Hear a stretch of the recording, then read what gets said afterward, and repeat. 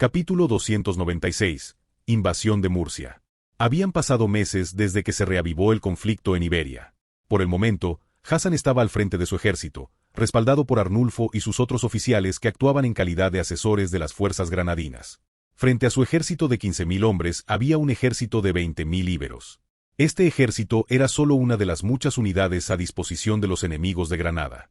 En cuanto a las tropas bajo el mando de Hassan, esta era la cantidad máxima de soldados que podía desplegar en este momento.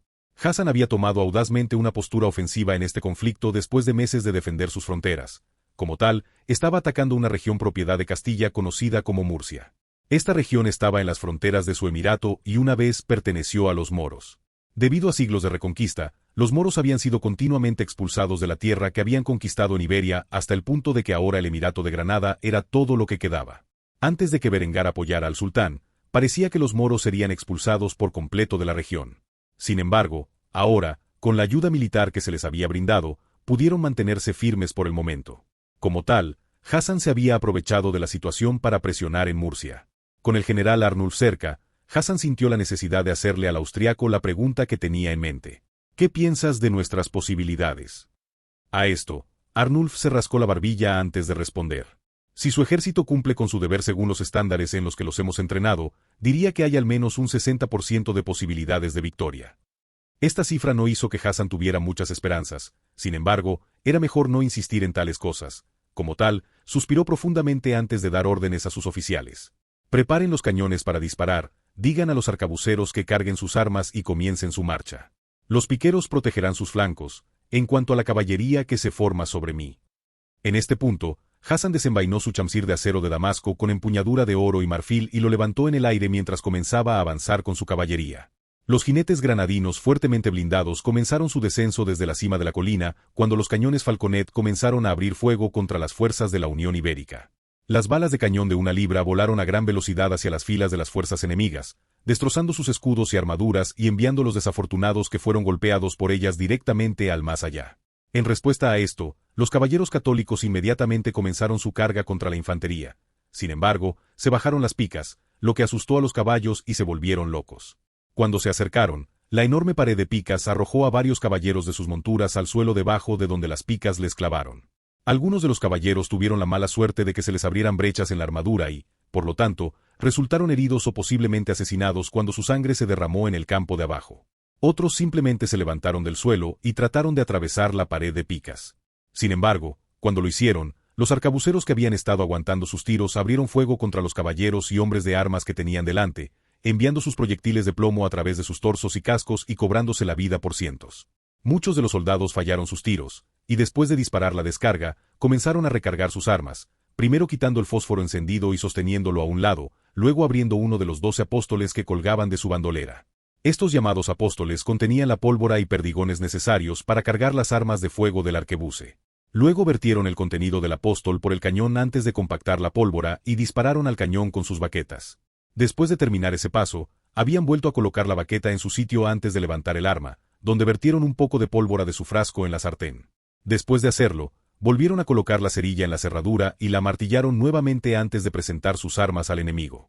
Las tropas granadinas tardaron casi un minuto en completar todo el proceso y, mientras lo hacían, estaban protegidos por las filas de piqueros que se lanzaron a la refriega y mantuvieron a raya al enemigo.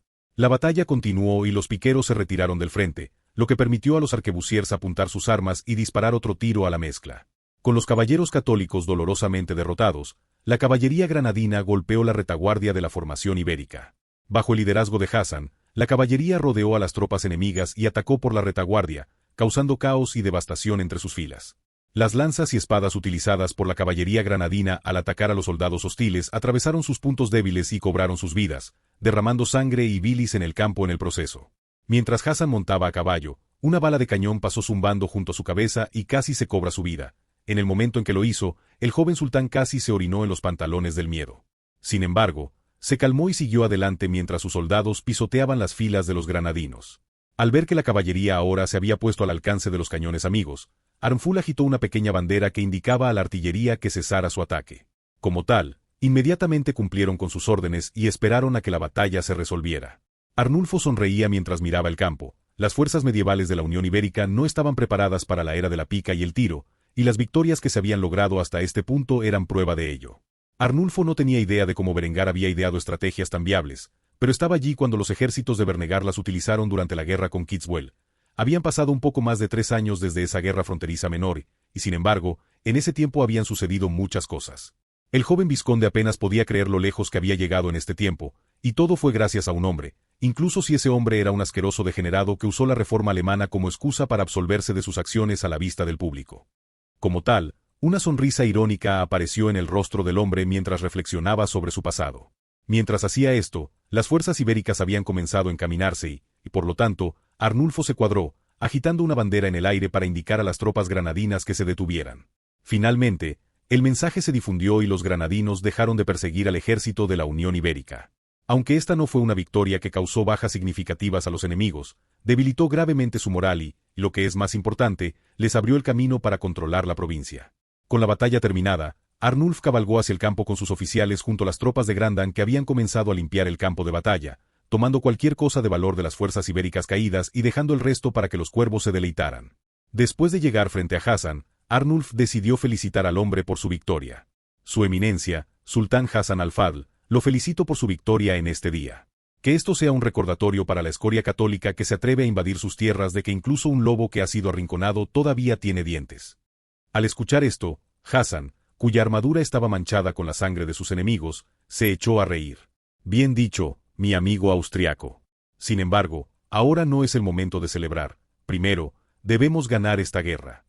Dicho esto, la guerra en Iberia había comenzado a intensificarse, ya que las fuerzas granadinas pronto tomarían el control de Murcia y realizarían más conquistas en territorio católico.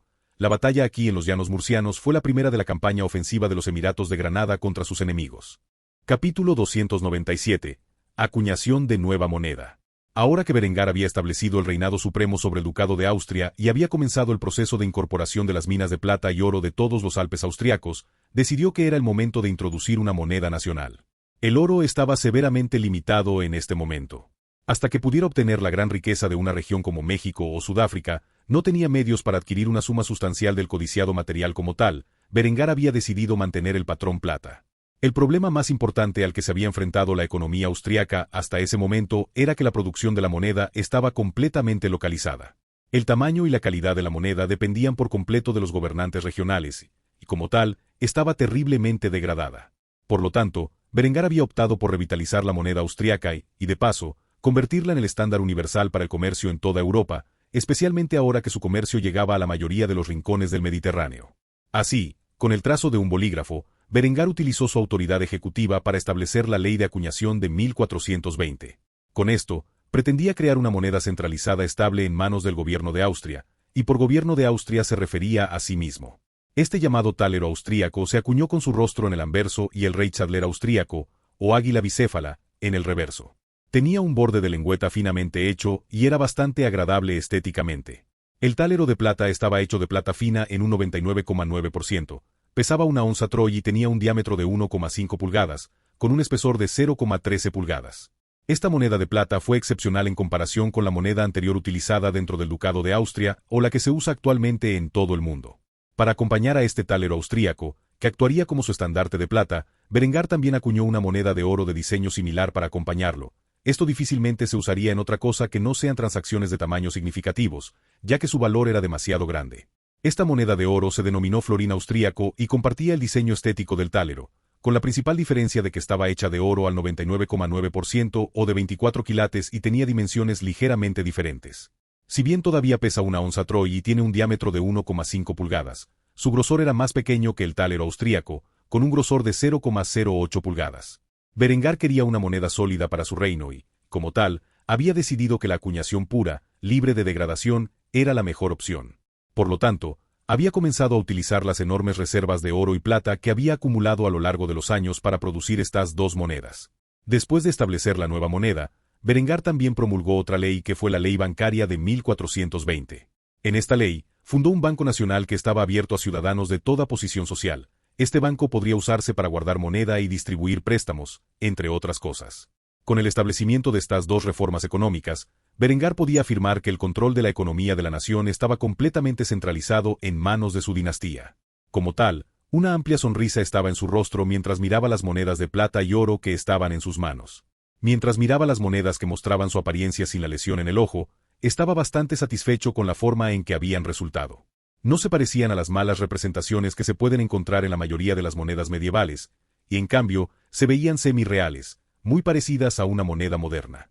El proceso utilizado para crear estas monedas fue bastante avanzado. Berengar utilizó la máquina de prensa rodante de su vida anterior. Este dispositivo utilizaba dos matrices cilíndricas que imprimían diseños en lingotes que rodaban entre ellos. Una vez que este lingote se imprimió y rodó, las monedas se extrajeron del material con un martillo accionado por agua. Debido a este proceso, la mayoría de las monedas eran relativamente uniformes y prácticamente indistinguibles entre sí. La presentación real de la imagen en las monedas también fue excepcionalmente más alta que las antiguas monedas de martillo que otros países usaban actualmente. Mientras Berengar admiraba el juego de monedas frente a él, no se dio cuenta de que Honoria se había colado en la habitación. Empujó ligeramente la puerta para abrirla y se deslizó en la habitación de rodillas, que estaba debajo de la vista del escritorio de Berengar. Como tal, se arrastró hacia Berengar con una sonrisa maliciosa tallada en sus deliciosos labios. Solo había un propósito para entrar tan sigilosamente en la habitación, y era asustar a Berengar.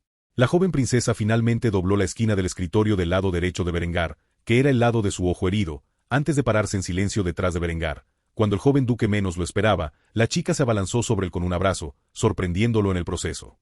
El primer instinto de Berengar fue abofetear a la chica. Sin embargo, se las arregló muy levemente para abstenerse de hacerlo y notó que la culpable era Honoria. Como tal, agarró sus perfectas mejillas pálidas y tiró ligeramente de ellas mientras castigaba a la joven princesa como si fuera una niña errante. «Casi me das un ataque al corazón. ¿En qué diablos estabas pensando?» Al ver que Berengar no estaba tan entretenido como ella, Honoria comenzó a hacer pucheros en respuesta a la regañina que había recibido. Ella solo quería gastarle una broma a Berengar. No había ninguna razón para que él reaccionara tanto. Como tal, la pequeña zorra astuta decidió cambiar el tema para evitar una disculpa. Entonces, ¿para qué son esas monedas? Berengar, que estaba demasiado enamorado de las monedas que había producido, rápidamente se enamoró del truco de Honoria y comenzó a sermonearla sobre su nueva moneda. Esta es la nueva moneda austriaca centralizada. En el futuro, esta moneda de plata se convertirá en el elemento básico de nuestra economía. Está hecha exclusivamente de plata, por lo que su valor es sustancialmente mayor que las monedas emitidas anteriormente. Cuando Honoria escuchó esto, se sorprendió bastante. Incluso la moneda bizantina se degradó en gran medida. Así, las ambiciones de Berengar de crear una moneda de plata pura eran ambiciosas. Sin embargo, tenía una estimación aproximada de la riqueza que Berengar había acumulado en términos de plata y oro después de expandirse y monopolizar tantos negocios. Si alguien pudiera hacer algo así, sería él. Honoria agarró una de las monedas de oro de las manos de Berengar y observó de cerca sus rasgos. Luego se dio cuenta de que la tecnología que usaba Berengar para hacer estas monedas debía ser excepcionalmente avanzada, ya que las monedas eran casi idénticas entre sí. La presentación de su rostro era excepcional para los estándares actuales. Ver su hermoso rostro grabado en relieve en una moneda emocionó a Honoria, así que lo besó en la mejilla antes de susurrarle algo al oído.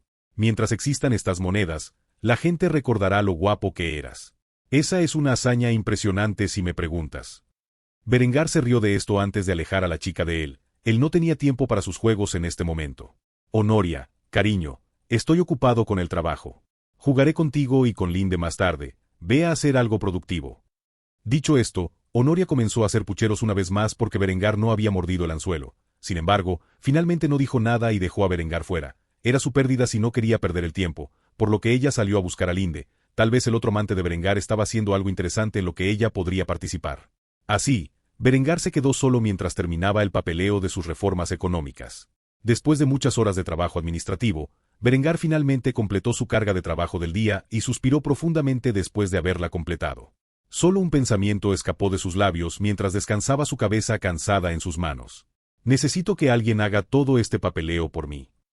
Habiendo dicho eso, Berengar se levantó de su asiento y buscó a sus dos amantes. Necesitaba desahogarse, y ahora que había terminado con su trabajo, era el momento perfecto para hacerlo. Capítulo 298. Operación Trueno. Los disparos resonaron en el aire cuando los pequeños proyectiles de hierro salieron volando de los cañones de mano y se dirigieron al torso de los caballeros que avanzaban y cargaban a pie en la posición defensiva. Este ataque provocó que varios caballeros con armaduras pesadas perdieran la vida cuando los proyectiles atravesaron su armadura a corta distancia, convirtiéndolos en tamices sangrientos.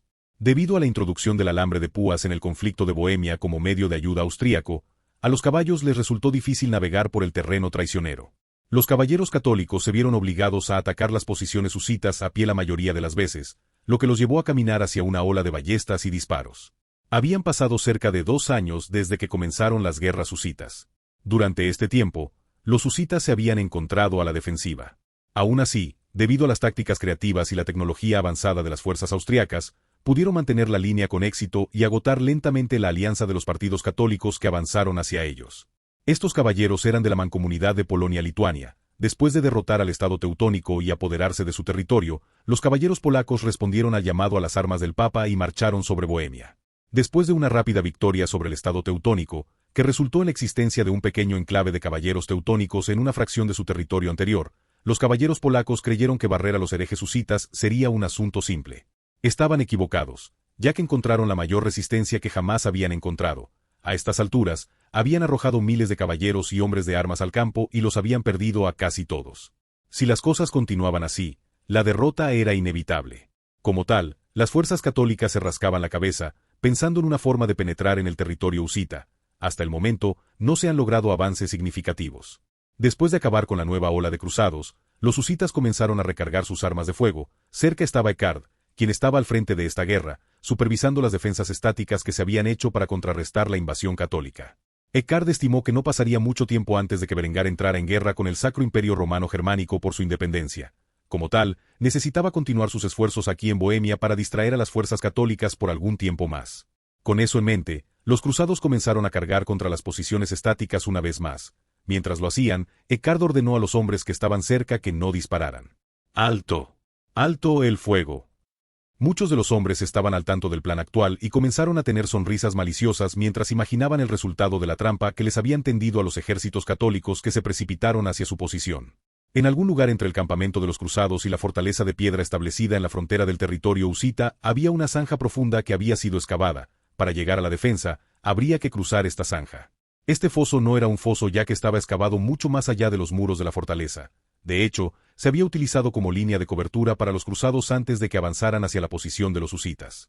Hasta ahora, los comandantes católicos consideraban que los oficiales husitas eran sumamente incompetentes para crear tal posición defensiva para sus enemigos. Debido a esto, los cruzados habían comenzado a confiar en esta zanja para bloquear la descarga inicial de los artilleros husitas y luego cargar en su posición mientras recargaban. En este punto, era una segunda naturaleza para los católicos hacerlo. Una vez más, los cruzados saltaron al foso.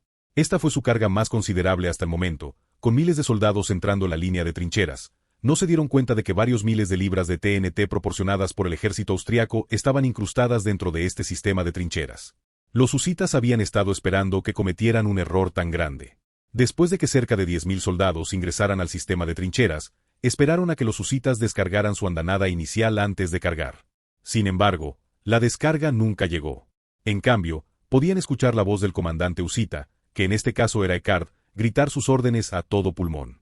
¡Ahora!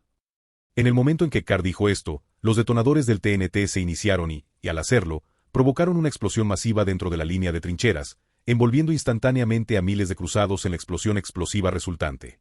El fuego y el humo llenaron el aire que rodeaba la línea de trincheras mientras las llamas se extendían a todas las almas lo suficientemente desafortunadas como para sobrevivir al feroz ataque. Gritos espeluznantes resonaron en la distancia cuando la sangre, los huesos y los tendones se esparcieron.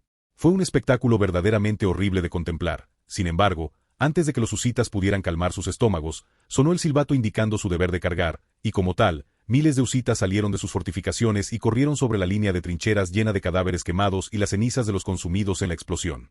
Con billetes, lanzas, espadas, cañones de mano y ballestas en la mano, los husitas cargaron contra el campamento de los cruzados donde quedaron pocos de sus soldados, aterrorizados por la vista de la explosión masiva como si las puertas del infierno se hubieran abierto en el campo de batalla. Antes de que estos cruzados pudieran reaccionar, los husitas estaban sobre ellos, trayendo consigo el juicio del cielo mientras descendían sobre las fuerzas católicas que permanecían dentro del campamento. Explosiones atronadoras de cañones de mano resonaron en el aire cuando sus proyectiles arrojaron a los cruzados sobrevivientes. Los pernos siguieron junto a los proyectiles de hierro de los cañones de mano creando una demostración masiva de violencia. Después de que se disparó la descarga inicial, los combatientes cuerpo a cuerpo cargaron contra la refriega, ensartando los desorientados cruzados con sus armas en una matanza tan brutal que solo el diablo podría disfrutar de tal espectáculo. Durante la violencia que siguió, Eckhard, junto con su agregado de asesores militares, permaneció dentro de la fortaleza, observando la vista con una expresión amarga. El veterano mariscal de campo no pudo evitar suspirar derrotado mientras observaba la sangrienta escena. ¿Tanta muerte? ¿Y para qué? ¿Una diferencia de opinión sobre la palabra de Dios? ¿Tanta pérdida de vida sin sentido? Cuanto más libraba Eckard de esta guerra religiosa, más agotado se sentía por dentro.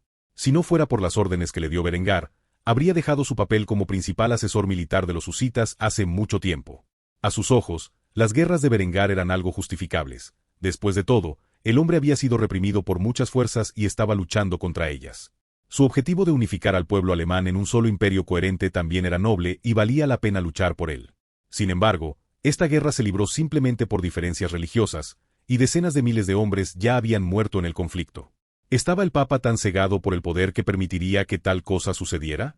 Cuanto más se resistían los católicos a la reforma husita, más convencido estaba Eckard de que su creador no diseñó a la humanidad pensando en la paz. Esta guerra había sido agotadora tanto mental como espiritualmente para el mariscal de campo de Austria, y sabía que en el momento en que terminara, probablemente estaría defendiendo su tierra natal del mismo grado de derramamiento de sangre sin sentido. Por lo tanto, cuando la Operación Trueno llegó a su fin, Eckard no pudo evitar el deseo de tomar una copa lo más rápido posible. Al hacerlo, esperaba olvidar los pensamientos inquietantes que asolaban su mente. A pesar del estado de desesperación que sentía por el conflicto en curso en Bohemia, la guerra continuaría. Sin embargo, con esta victoria, las fuerzas husitas habían aplastado a la vanguardia de las tropas católicas que intentaban invadir su territorio, por lo que ahora se invirtieron los papeles. La siguiente etapa del conflicto de Bohemia pronto comenzaría cuando los ejércitos husitas comenzaran su avance hacia el territorio controlado por los católicos. Capítulo 299. Declaración de Independencia. Habían pasado meses desde el cumpleaños de Berengar y ahora era el 17 de julio de 1421. Este día sería recordado para siempre en la historia alemana dentro de este mundo como un día crítico en los planes de Berengar para unir al pueblo alemán en un solo imperio cohesivo. Por el momento, Berengar había reunido a todos los nobles importantes y los representantes políticos del ducado de Austria, ya fueran hombres comunes o nobles. La reunión en el castillo de Kufstein fue bastante animada, ya que muchos de estos hombres eran de posiciones sociales muy diferentes. No obstante, no se les informó por qué fueron convocados y esperaban con impaciencia la llegada de Berengar. Como hombre al que le gusta el estilo, había decidido llegar tarde a la moda a esta importante reunión. Había pasado una hora después de que llegaran todos los representantes antes de que Berengar se mostrara personalmente. Iba vestido con el atuendo más lujoso que tenía, ambientado con los colores de su casa. Su ropa de estilo renacentista tenía un elegante abrigo de piel de dálmata sobre él mientras caminaba hacia su trono ducal y se sentaba en él con autoridad. Después de sentarse allí en silencio por unos momentos, esperando que las voces se calmaran, Berengar finalmente expresó su intención de reunir a tantas figuras importantes en su morada. Sin embargo, la forma en que lo realizó fue diferente de lo que nadie esperaba. Guardias, traigan al prisionero. Con ese decreto, los soldados fuertemente armados de la guardia personal de Berengar abandonaron la habitación antes de arrastrar a un hombre suizo que estaba atado y encadenado. Evidentemente, el hombre había sido interrogado de manera bastante despiadada, pues había señales de maltrato físico en su persona.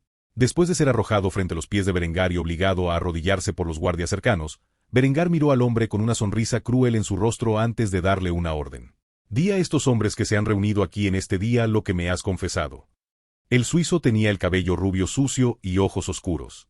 Su cabello estaba despeinado y su apariencia demacrada. Miró a su alrededor a los diversos hombres austriacos de diferentes estatus sociales con confusión, tratando de entender lo que estaba a punto de ocurrir. Sin embargo, Berengar se impacientó y golpeó con el puño el reposabrazos, alertando al hombre de su furia. Como tal, el hombre inmediatamente comenzó a declarar su culpabilidad y el motivo de su encarcelamiento. Soy un espía enviado por el emperador Bálsamo Corsini con la intención de sabotear el desarrollo de Austria. Mis compatriotas y yo fuimos sorprendidos infraganti por el Departamento de Inteligencia de Austria y en este momento, confieso los pecados que he cometido. Por mi propia voluntad. En el momento en que el suizo dijo estas palabras, la multitud comenzó a estallar en debate. ¿El emperador busca paralizar a Austria? ¿Con qué propósito?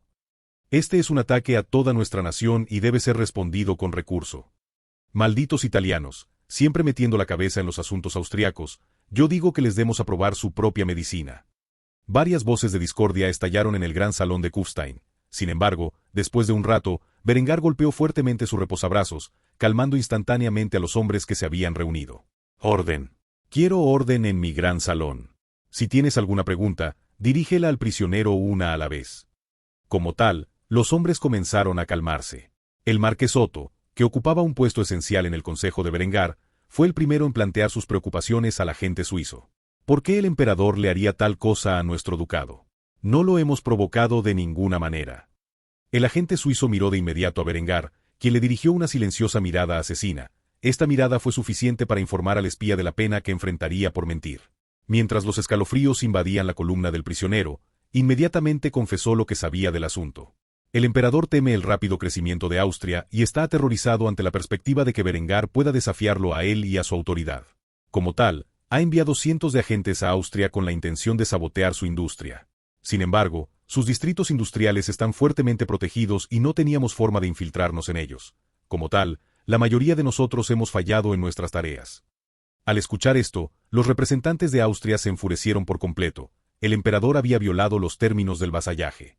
En lo que respecta a los hombres reunidos en el gran salón, esto fue un acto de guerra. Como tal, comenzaron a estallar con furia en respuesta a estas afirmaciones. Un representante político de nacimiento común fue el primero en protestar por las acciones del emperador. «Bastardo. Debe haber guerra». Inmediatamente después de que habló, un noble menor lo siguió con una respuesta aún más cruel.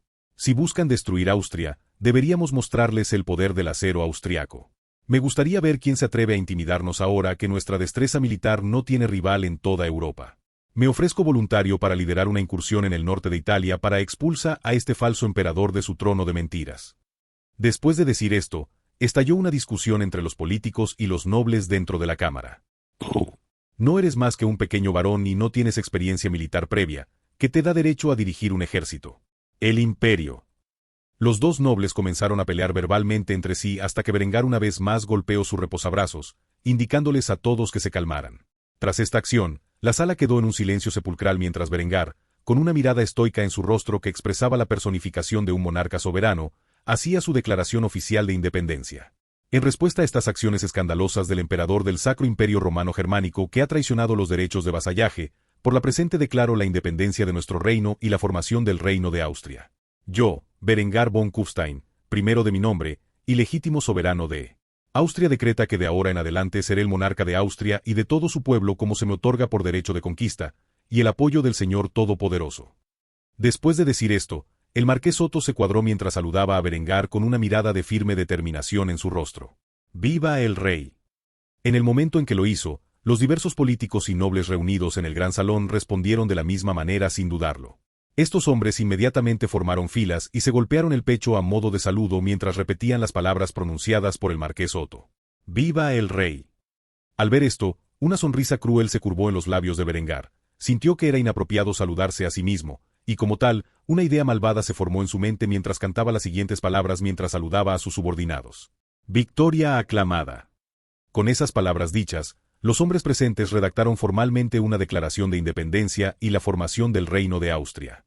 Como tal, le entregaron la carta al espía suizo y le informaron que saludara al emperador. En este día, Austria se había convertido en un reino independiente. Al hacerlo, trajo la guerra a su puerta que pronto destruiría los cimientos del Sacro Imperio Romano Germánico.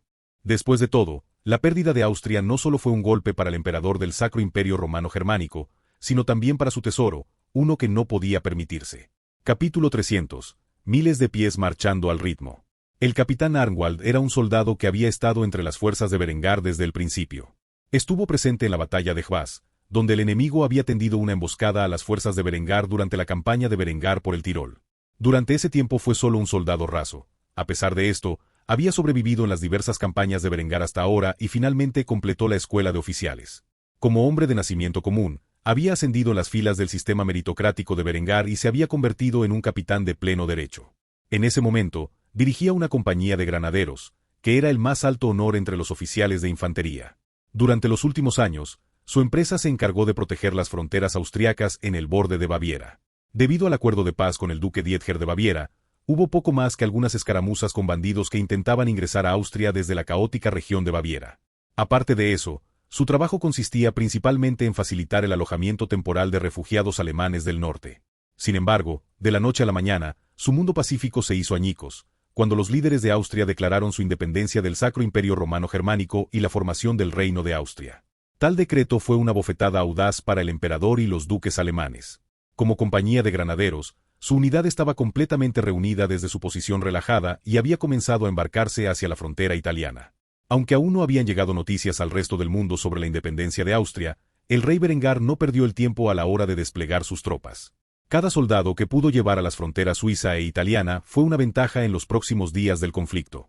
En ese momento, Arnwald agarró las placas de identificación en su mano con una expresión abatida en su rostro. Aunque había sobrevivido personalmente a las guerras de Berengar, su camarada Bardo, que luchó junto a él durante tantos años, lamentablemente pereció en la batalla. Como tal, el capitán nunca olvidó la pérdida del hombre que se había convertido en su mejor amigo durante su permanencia en las Fuerzas Armadas de Berengar. Después de casi 3 años de paz, los ejércitos austríacos estaban en marcha nuevamente, y Arnwald oró para poder vivir para ver el futuro de su patria y la gloria que sabía que le esperaba. Si había un pensamiento reconfortante, era el hecho de que el rey Berengar una vez más lideraría sus ejércitos en la batalla. El hombre reflexionó sobre el pasado y cómo, en un momento, había luchado codo con un hombre que ahora era rey. La sola idea lo llenaba de orgullo, como guerrero y como austríaco. Mientras pensaba en tales cosas, el capitán Arnwald marchó junto a sus soldados al son de las canciones de la banda de música mientras se dirigían desde la frontera bávara hasta los Alpes italianos. A una velocidad de marcha de 3,4 millas por hora, les llevaría aproximadamente 82 horas llegar a la frontera italiana. Sin embargo, tendría que haber paradas en el camino, por lo que tardarían aproximadamente una semana en llegar a su destino. Para cuando el emperador recibió la noticia de la declaración de independencia de Austria, Berengar ya tendría un ejército acumulado en las fronteras de su enemigo. En cuanto a la armada de Austria, el astuto y joven rey ya había comenzado a navegar con sus fuerzas hacia la costa veneciana. Sin embargo, esa era una historia para otro momento. Mientras los soldados marchaban hacia Italia, se encontraron con un pequeño pueblo dentro de Austria. Como la mayoría de los pueblos, este estaba protegido por una guarnición cercana. Al ver a los hombres de Austria ir a la guerra, las mujeres y los niños salieron de sus casas y depositaron flores en la calle. A pesar de que ninguno de los hombres de esta unidad era de este pueblo, el pueblo de Austria mostró respeto por sus guerreros que lucharon por su soberanía. Como tal, los hombres uniformados miraron a los aldeanos con expresiones solemnes. Ninguno de ellos sabía si sobreviviría a la guerra que se avecinaba, por lo que miraron a muchas de las hermosas jóvenes con lamento en sus corazones. Algunos de estos soldados estaban casados y tenían hijos, otros eran solteros, pero estos soldados reflexionaron sobre la vida que vivirían si sobrevivieran el resto de la duración de su servicio. Finalmente, la compañía de granaderos se detuvo fuera de este pueblo y acampó para pasar la noche. No era la única unidad que marchaba hacia la frontera italiana, y como tal, Arnwald se acercó a su oficial superior, que estaba fumando un poco de cáñamo en forma de cigarrillo. Berengar no era el único que se había acostumbrado a calmarse con las propiedades de la flor milagrosa. Considerando que no causaba un gran efecto, Berengar había comenzado a procesar una parte de sus flores de cáñamo en cigarrillos para distribuir entre sus soldados después de todo sin tabaco. Se necesitaría algo para calmar sus nervios, y el alcohol estaba prohibido en el campo. Berengar era un gran fanático del cáñamo. Era un material milagroso que podía fabricar varios productos sostenibles, como el papel. Debido a los beneficios del cáñamo, Berengar había comenzado a cultivar más sustancia para hacer papel en lugar de talar árboles. Como tal, los cigarrillos no solo se llenaron con cáñamo, sino que también se liaron con papeles a base de cáñamo. Cuando Arnwald entró en la tienda de mando y vio al coronel fumando, inmediatamente saludó. Sin embargo, para su sorpresa, el coronel careció de cualquier forma de formalidad y simplemente le entregó a Arnwald uno de sus cigarrillos. Al ver esto, Arnwald agarró el cigarrillo de cáñamo y lo encendió con una cerilla antes de fumar la sustancia. Mientras lo hacía, sus nervios se calmaron y comenzó a informar a su oficial al mando. Coronel, la tropa ha terminado de armar el campamento y se está preparando para descansar. Se ha distribuido comida y los centinelas están de guardia. Cualquier hombre que intente desertar será capturado y puesto ante un pelotón de fusilamiento. Después de escuchar esto, el coronel asintió. Era un viejo caballero, de los días del gobierno de Siegard, y bajo Berengar, había visto la transformación de la guerra medieval en una forma de guerra semimoderna. Como tal, no le sorprendió en lo más mínimo que Berengar se atreviera a declararse rey de Austria. Debido a que el ejército de Austria estaba entre los más grandes de toda Europa y sin duda era el mejor armado y entrenado entre ellos, ya no había necesidad de ser parte del llamado Sacro Imperio Romano Germánico. Como tal, el hombre tomó una bocanada profunda antes de soltarla. Después de hacerlo, suspiró profundamente mientras hablaba con Arnwald con una expresión complicada. 75.000 hombres marchando al son de los tambores de guerra. ¿Ha visto alguna vez algo así, capitán Arnwald? Arnwald se sorprendió al oír al coronel hablar de esa manera. Como tal, contempló sus palabras. Durante el año pasado, el enfoque principal de Berengar en asuntos militares fue expandir la armada, pero eso no significaba que descuidara al ejército. Austria podría proyectar 75.000 hombres al campo de batalla. Sin embargo, ese no era el tamaño total del ejército. ya que existían guarniciones en todas las ciudades y distritos de Austria, suficientes para defender sus fronteras mientras el gran ejército estaba en guerra. Después de reflexionar sobre esto, Arnwald respondió a la pregunta del coronel con otra pregunta. ¿Cuáles crees que son nuestras posibilidades de ganar? A esto, el hombre de mediana edad se rió entre dientes antes de responder con un brillo de confianza en sus ojos azul acero. A menos que ese rey nuestro de repente regrese a la forma del mocoso enfermizo, tonto y perezoso que alguna vez fue, diría que las probabilidades están muy a nuestro favor. Arnwald casi había olvidado los rumores que plagaron a Berengar en su juventud. Después de todo, el hombre les había demostrado que estaban equivocados de muchas maneras. No era algo en lo que uno pensara cuando escuchaba el nombre de Berengar von Kufstein. Ya no, eso es. Sin embargo, como caballero al servicio de Siegard, el coronel parecía conocer la realidad de la situación y, como tal, comenzó a burlarse mientras reflexionaba sobre el pasado. Si me dijeras hace 5 años que Berengar von Kufstein ascendería al puesto de rey de Austria durante mi vida, asumiría que estabas poseído. Como ese chico logró cambiar su destino en tan poco tiempo, te lo contaré. Nunca se sabe. Al escuchar esto, Arnwald sintió curiosidad por naturaleza y, por lo tanto, hizo la pregunta que tenía en mente. ¿Eran ciertos los viejos rumores? En respuesta a esto, el coronel asintió en silencio con una expresión amarga en su rostro. Sabía que hablar de tales cosas con cualquier detalle solo le traería problemas, y como tal, ya no se detenía en ello. En cambio, le dio a Arnwald sus órdenes. Descansa un poco mientras puedas. Esta marcha nuestra está a punto de ser los últimos días pacíficos que verás por un tiempo. Dicho esto, Arnwald saludó al coronel antes de partir hacia su tienda. Pasó el resto de sus horas de vigilia reflexionando sobre lo dicho por el coronel. Con esto, la admiración del capitán por Berengar se hizo considerablemente más significativa. Después de todo, pasar de ser un derrochador débil, mezquino e indolente a rey de Austria en solo unos años fue más que impresionante. Era prácticamente de otro mundo. Capítulo 301. Golpe preventivo. Mientras los ejércitos de Berengar marchaban hacia las fronteras suiza e italiana que Austria compartía con los dos reinos, su armada estaba en una misión más importante, una que Berengar había aprendido de la Armada Imperial japonesa en su vida anterior. En la vida anterior de Berengar, Pearl Harbor era un término que todos los ciudadanos estadounidenses conocían cuando salían de la escuela primaria. Fue un grado de derrota y humillación que Estados Unidos nunca había sufrido antes en su frente interno. Como tal, Berengar tenía toda la intención de aprender del ataque preventivo que los japoneses habían realizado contra sus rivales y utilizar las mismas tácticas para erradicar las flotas de sus enemigos. El joven rey austriaco que aún no había sido coronado tenía la intención de aprovechar el tiempo que le tomó al emperador del Sacro Imperio Romano Germánico recibir su declaración de independencia golpeando el corazón de su apoyo naval. Con esto en mente, Berengar le había encomendado a su almirante que navegara de inmediato la flota hacia la costa italiana, donde Berengar tenía la intención de atacar a las flotas veneciana y genovesa mientras estaban atracadas en el puerto. El almirante Emmerich estaba al mando del SMS Berengar, el primero de la clase de las 75 fragatas de quinta categoría construidas durante el último año. Por ahora, la Gran Armada de Austria tenía un total de 40.000 hombres entre sus filas. Entre estos hombres, 33.750 estaban a bordo de los barcos como marineros, oficiales o infantes de marina. La armada de 75 fragatas disponía de un total de 3.300 cañones de 24 libras capaces de lanzar proyectiles explosivos.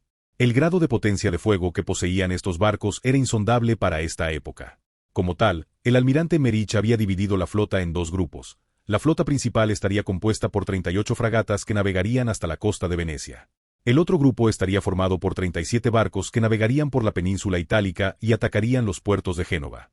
Después de casi 14 horas de navegación a una velocidad de 13 nudos, la flota principal llegó a la costa veneciana en la oscuridad de la noche. Al amparo de la oscuridad, la flota austriaca se había colado en el puerto veneciano sin incidentes. En ese momento, Emmerich estaba de pie sobre el timón de su barco, brindando una breve descripción general de los detalles de la operación a sus oficiales. Todos los oficiales de la flota ya conocían el plan de ataque y, como tal, esto era solo un breve resumen mientras los soldados se ponían a trabajar en los preparativos. Anclaremos aquí, a 2.000 metros de la costa. Ahora que estamos dentro del alcance de los puertos enemigos, cargaremos nuestros cañones y dispararemos contra ellos, devastando los barcos dentro de la ciudad. Después de aniquilar a los barcos civiles y militares, lanzaremos nuestros proyectiles hacia el propio puerto, destruyendo la capacidad de Venecia para recibir y desplegar barcos. Después de que hayamos destruido el puerto, nuestras armas apuntarán a los astilleros, haciendo que Venecia sea completamente incapaz de producir nuevos barcos para el esfuerzo bélico. Cuando el arsenal esté en ruinas, dirigiremos nuestros cañones hacia el propio castillo, acabando con la estructura de mando de la ciudad. Los proyectiles restantes se dispararán al distrito industrial de Venecia. Quiero que los venecianos recuerden el precio de conspirar contra Austria. Que esto se conozca para siempre como el día en que Austria atacó por primera vez. Dicho esto, los oficiales respondieron afirmativamente después de haber recibido sus órdenes. Sí, almirante. Después de esto, rápidamente se dieron a la tarea y comenzaron a cargar los 836 cañones frente a la ciudad de Venecia. Después de cargar todos los cañones entre los 38 barcos, Emmerich sonrió maliciosamente mientras daba la orden gritando a los miembros de la tripulación de su barco. ¡Fuego! Con esas palabras, los cañones en el costado del barco que apuntaban hacia el puerto estallaron de inmediato cuando los proyectiles explosivos fueron enviados desde miles de metros de distancia a los puertos donde la mayoría de los buques de guerra venecianos estaban atracados actualmente. En el momento en que el SMS Berengar comenzó a disparar sus cañones, los otros 37 barcos cercanos descargaron su andanada sobre el mismo objetivo. Debido a que los barcos de los venecianos fueron tratados con alquitrán en sus tablas y cuerdas para preservar los materiales, eran muy susceptibles al fuego. Como tal, cuando los proyectiles explosivos impactaron en los cientos de barcos atracados en el puerto, los incendios se extendieron rápidamente de los barcos afectados a todos los barcos en el puerto. Tanto los barcos civiles como los militares se encendieron en llamas, y los que tuvieron la mala suerte de estar en esos barcos se vieron envueltos en la explosión explosiva o quemados vivos por las llamas que se extendían rápidamente. Sin embargo, el bombardeo no se detuvo con un solo bombardeo ya que los cañones se recargaron rápidamente y dispararon un segundo bombardeo hacia el puerto. Emmerich no solo planeó erradicar todos los barcos atracados en Venecia, sino que también planeó devastar los cimientos mismos del puerto. Así, las campanas de la ciudad comenzaron a sonar cuando otra andanada de fuego de cañón ahogó su sonido con sus ecos atronadores. Era como si el mismo infierno hubiera alzado su fea cabeza sobre los venecianos mientras los residentes de la ciudad de Venecia miraban con horror su poderoso puerto, y el arsenal utilizado para construir su flota se convirtió en explosiones de fuego. Debido a que el agente suizo que fue enviado para entregar el mensaje al emperador del Sacro Imperio Romano Germánico no recibió un caballo y tuvo que viajar a pie a la capital del imperio, Berengar atacó primero y erradicó a la mayoría de la armada veneciana. Sin embargo, ese no fue el mayor insulto para los venecianos. El hecho de que las fuerzas navales de Berengar habían continuado su bombardeo sobre el puerto, los astilleros y las fábricas. La ciudad marinera estaba en un estado de absoluta humillación como nunca habían sufrido. A pesar de esto, Emmerich ordenó a los marineros que cargaran los cañones y dispararan sus bombardeos sobre la ciudad. Mientras lo hacía, el almirante se reía como un maníaco mientras rugía junto con los ecos atronadores que resonaban de los cientos de cañones. De ahora en adelante, este será mi himno. A pesar de sus audaces palabras, pasaron completamente desapercibidos para su tripulación, ya que fueron completamente ahogados por el sonido de las armas disparando contra la ciudad. Mientras Emmerich estaba inmerso en la vista del ataque, los ciudadanos venecianos que habían sobrevivido al ataque se apresuraron a apagar las llamas que se habían extendido por su ciudad. A pesar de sus mejores esfuerzos, las llamas continuaron extendiéndose, consumiendo vidas y propiedades en el proceso. El gran nivel de destrucción que Emmerich había desatado sobre la ciudad de Venecia y su población fue suficiente para ser juzgado como criminal de guerra en la vida anterior de Berengar. A pesar de esto, Berengar no castigaría al hombre, de hecho, incluso podría felicitar al hombre por sus acciones aquí en esta noche. Fue solo después de que la mitad de la ciudad fuera una ruina humeante que la flota finalmente se quedó sin proyectiles, y como tal, recogieron sus anclas y zarparon hacia el amanecer de regreso a la costa de Austria. En una sola noche, el rival más importante de Berengar en el Mediterráneo quedó arruinado. El progreso de un año en la construcción de la armada más grande del mundo fue arrojado a las profundidades del mar Adriático de la noche a la mañana.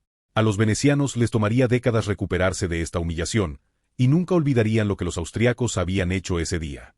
Aunque no todos los barcos de la armada veneciana estuvieron presentes durante el ataque, la gran mayoría de ellos lo estuvieron, lo que niveló significativamente el campo de juego en la cantidad de barcos que Austria tendría que luchar en el mar. Aunque Venecia no era el único objetivo de la marina austríaca, después de todo, Génova pronto sufriría un destino similar.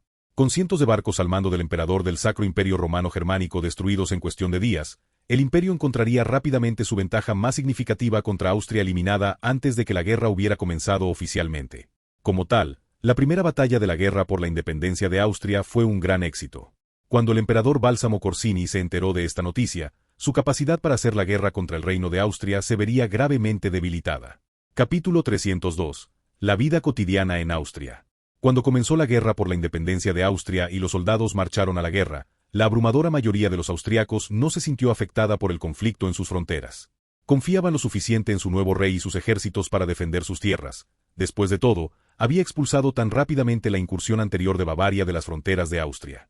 Ahora el ejército de Berengar era más importante que nunca, y los últimos años de paz vieron una acumulación militar masiva en fortificaciones y guarniciones internas. A pesar de que los vecinos de Austria estaban en guerra, nunca se había abierto camino en la vida cotidiana de los ciudadanos, al menos no desde que Berengar subió al poder. Así, en el distrito de Kufstein, un hombre en particular disfrutaba de su vida diaria. Las innovaciones agrícolas que había ayudado a Berengar a implementar desde el principio habían valido la pena a largo plazo.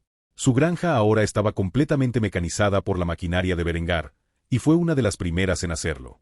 Como tal, él y su numerosa familia podían operar miles de acres de tierras de cultivo por sí mismos.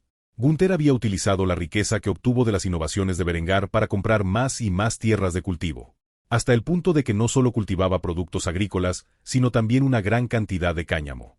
El cáñamo se había convertido en un recurso esencial en el recién establecido reino de Austria de Berengar. Era un material versátil que podía usarse en muchos aspectos de la vida diaria, incluidos los recursos de construcción y el papel.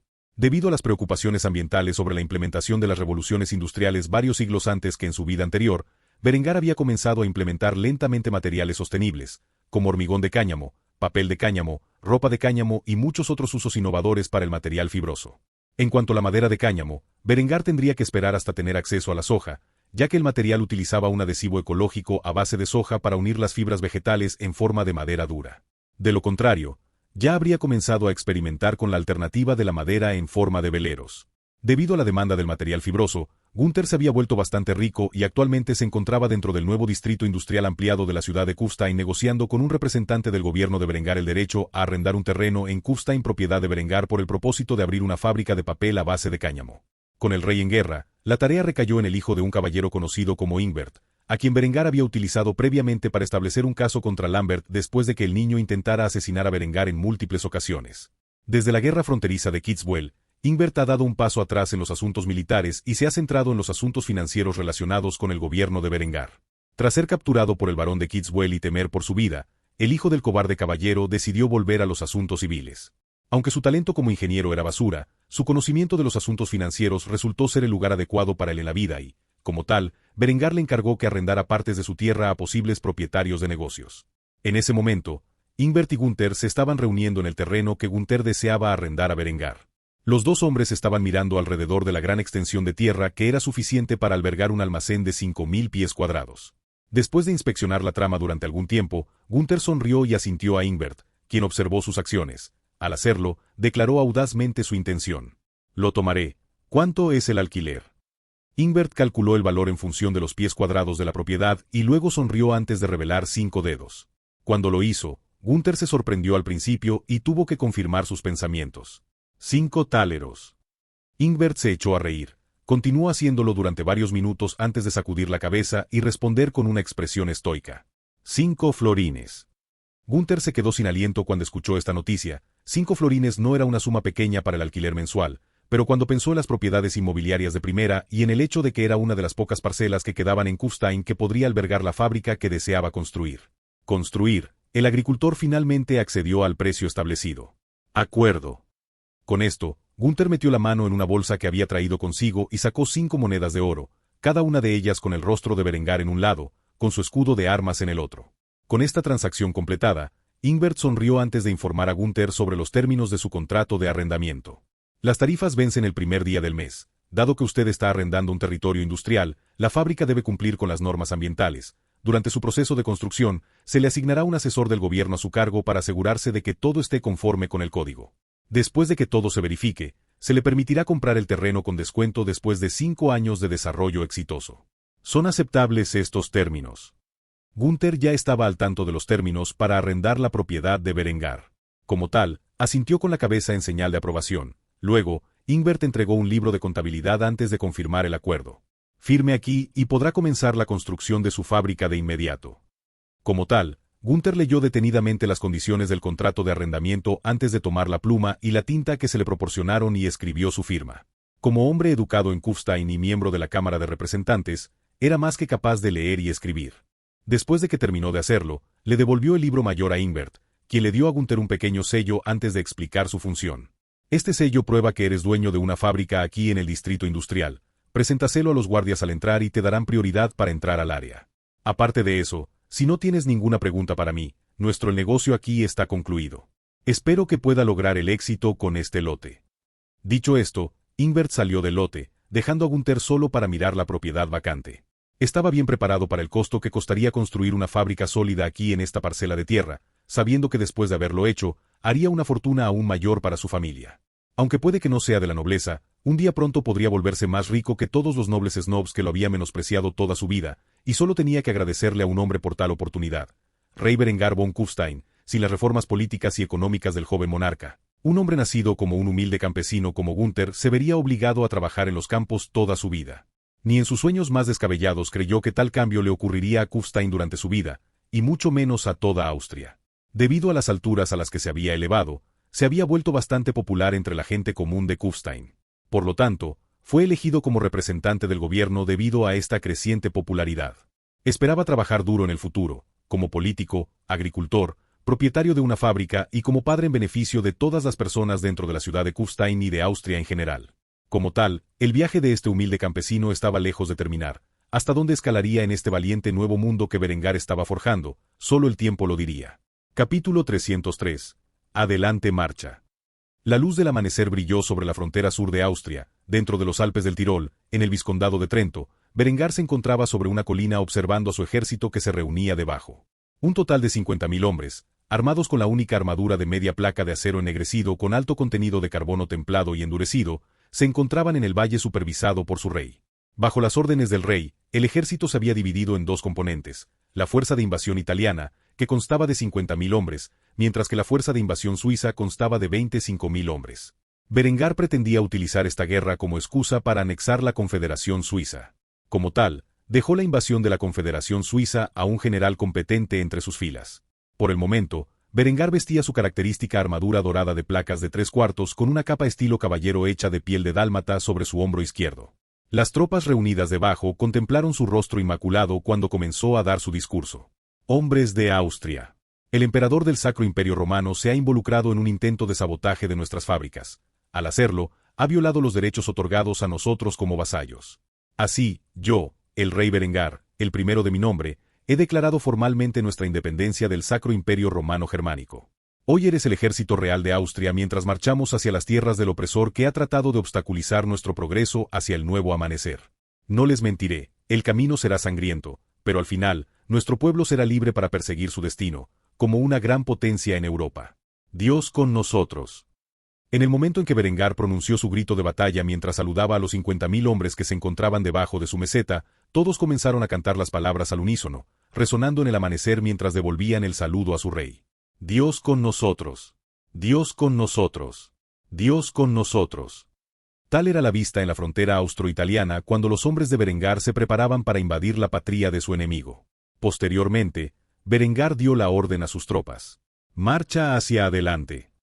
Había pasado algún tiempo desde que la declaración de independencia de Berengar llegó al emperador, e incluso más desde su ataque preventivo contra Venecia y Génova, ya que esa guerra era inevitable. Berengar había reunido sus fuerzas en la frontera de su enemigo mucho más rápido de lo que los italianos podían reunir a sus propias tropas. Así, los austriacos entraron en Italia sin enfrentamiento. Cuando los soldados comenzaron a marchar, Berengar montó su fiel corcel y pronto se encontró marchando al frente de su ejército. La vista de 50.000 hombres entrando en el norte de Italia sería aterrador para cualquiera que presenciara tal cosa. Un ejército tan masivo era raro en Europa durante este periodo de tiempo, especialmente considerando lo bien equipado y entrenado que estaba el ejército real de Austria. Los austriacos marcharon durante algún tiempo antes de encontrar alguna forma de resistencia. El primer objetivo de la campaña de Berengar contra el Sacro Imperio Romano Germánico sería la ciudad de Verona. Después de todo, era la ciudad importante más cercana a la frontera de Trento. Berengar tardó unos días en llegar a la ciudad antigua. Sin embargo, cuando lo hicieron, notaron que las paredes estaban bien tripuladas. El noble local se había estado preparando para la llegada de Berengar fortificando la ciudad y abandonando las ciudades y pueblos a la crueldad austriaca, sin saber que Berengar no necesitaba saquear tales lugares. Después de todo, su red logística se extendió a todos los rincones de Austria. Al considerar la pequeña distancia entre Trento y Verona, Berengar dejó a los aldeanos entre las dos ciudades al margen del salvajismo de la guerra. Cuando el ejército real de Austria llegó a las puertas de Verona, inmediatamente comenzaron a construir un campamento de asedio adecuado. Con la introducción de las pistolas Smith, Berengar optó por montarlas en las líneas de trincheras que estableció fuera de su base con la intención de utilizar eficazmente las armas de fuego de disparo rápido, capaces de utilizar disparos de metralla para repeler a cualquiera lo suficientemente suicida como para cargar contra sus defensas. Además de los cañones Smith que actúan como defensa del campamento, también se colocaron 1.417 cañones de 12 libras bajo la protección de la línea de trincheras mientras se elevaban en una elevación necesaria para disparar sobre ella. Con esta elevación, los cañones aún podrían apuntar eficientemente a las murallas de la ciudad. La belleza del Napoleón M1857 de 12 libras en el que Berengar había basado su artillería era que era lo suficientemente versátil como para actuar como un cañón de campaña y un obús. Era más que capaz de disparar con éxito tiros en arco a las defensas de su enemigo. Sin embargo, Berengar no comenzó inmediatamente su bombardeo. De hecho, quería esperar hasta el día siguiente para iniciar su asalto. Después de todo, tenía todo el tiempo del mundo y preferiría que sus soldados descansaran un poco antes de iniciar un asedio. En cambio, después de que el campamento de asedio se estableció efectivamente, Berengar comenzó a distribuir raciones, que como de costumbre, era un plato a base de gachas de trigo, estaba lleno de carne de res, cebollas y champiñones. No era mucho, pero era suficiente para alimentar a los soldados y era relativamente fácil de preparar. Después de comer junto a sus soldados, Berengar se retiró a su tienda, donde comenzó a quitarse la armadura antes de meterse en la cama. Mientras lo hacía, un recuerdo particular brilló en su cabeza. Fue el momento en que se despidió de sus dos amantes y de sus hijos, así como de su hermana menor. Berengar estaba vestido con su armadura mientras abrazaba a su joven hijo Hans. Aunque el niño solo tenía 3 años, miró a Berengar con expresión comprensiva. Las únicas palabras que el niño le dijo a su padre mientras se preparaba para marchar a la guerra fueron: «Ten cuidado, padre». En cuanto a Helga, aún era demasiado pequeña para hablar y estaba en los brazos de Linde, quien una vez más tenía una expresión preocupada en su rostro. Mientras Berengar besaba a su pequeña hija en la frente, Linde pronunció las palabras en su mente: «Rezaré por ti». Por alguna razón, Berengar encontró esto divertido y se rió levemente mientras arrastraba a la hermosa joven a sus brazos. Linde estaba lejos de ser devoto. Sin embargo, si hubo un momento en que oró al Señor Dios Todopoderoso con algún sentido de sinceridad, fue cuando su hombre se fue a la guerra. Después de abrazar a su amante, la besó apasionadamente antes de decir sus palabras de despedida: «Te amo». Linde respondió de la misma manera antes de soltar el agarre de Berengar: «Yo también te amo». Dicho esto, Berengar se volvió hacia Henrietta, donde le dio unas palmaditas en la cabeza. La chica lo abrazó al instante. En los últimos años, había comenzado a convertirse en una hermosa joven adolescente. Berengar pronto tendría que pensar en encontrarle un prometido. Sin embargo, tales pensamientos fueron interrumpidos cuando la niña comenzó a llorar en el pecho de placas de acero de Berengar. «Cuídate, querido hermano». En respuesta a esto, Berengar abrazó a su hermana pequeña antes de responderle: «Te prometo que volveré sano y salvo». Después de unos momentos, Berengar se obligó a soltarse del agarre de Henrietta mientras caminaba hacia Honoria y le tomaba la mano antes de salir por la puerta del edificio. Se despidió de ella cuando se acercaron al puerto fluvial de Kufstein. Honoria tenía un trabajo mucho más crítico mientras Berengar estaba en guerra, liderando a su tripulación de mozas aladas mientras asaltaban los barcos de transporte italianos. Como tal, Berengar le dio un beso de despedida en la entrada de su barco frente a todos los miembros de su tripulación. El Frun en particular miró hacia otro lado con disgusto al ver a Honoria enamorarse de tal playboy una vez más. Después de besarse con la hermosa joven princesa, Berengar dijo las palabras exactas con las que dejó a Linde: «Te amo, Honoria». A cambio, Honoria puso una sonrisa presumida antes de responder a las palabras de Berengar con un comentario sarcástico: «Lo sé». Después de decir eso, Honoria saltó de los brazos de Berengar y subió a su balandra de guerra, donde inmediatamente comenzó a partir. Cuando el barco comenzó a navegar río abajo, Berengar la llamó por última vez: «Ten cuidado». En respuesta, Honoria sonrió y le lanzó un beso a Berengar. Solo después de que el barco se perdió de vista, Berengar se reunió con su ejército y partió para la guerra. Después de reflexionar sobre el pasado reciente, Berengar pronto se encontró dormido con una amplia sonrisa en su rostro. No se despertaría hasta el amanecer del día siguiente, y cuando lo hizo, fue con el sonido de una andanada de artillería. Con un ruido tan atronador actuando como su despertador, Berengar supo que el sitio de Verona había comenzado. Capítulo 304. Ganando un punto de apoyo en la Confederación Suiza. Con la invasión de Italia en marcha, también habían comenzado los esfuerzos de Berengar para conquistar y anexar la Confederación Suiza en su guerra por la independencia. Bajo el mando del general Adelbrand von Salzburg, los ejércitos austríacos habían marchado hacia las tierras de sus enemigos con un total de 25.000 hombres. Adelbrand fue ascendido al rango de general en los últimos años de la expansión militar y en tiempo de paz de Austria. Había demostrado ser un comandante competente durante la defensa de Salzburgo de la ocupación bávara de Austria.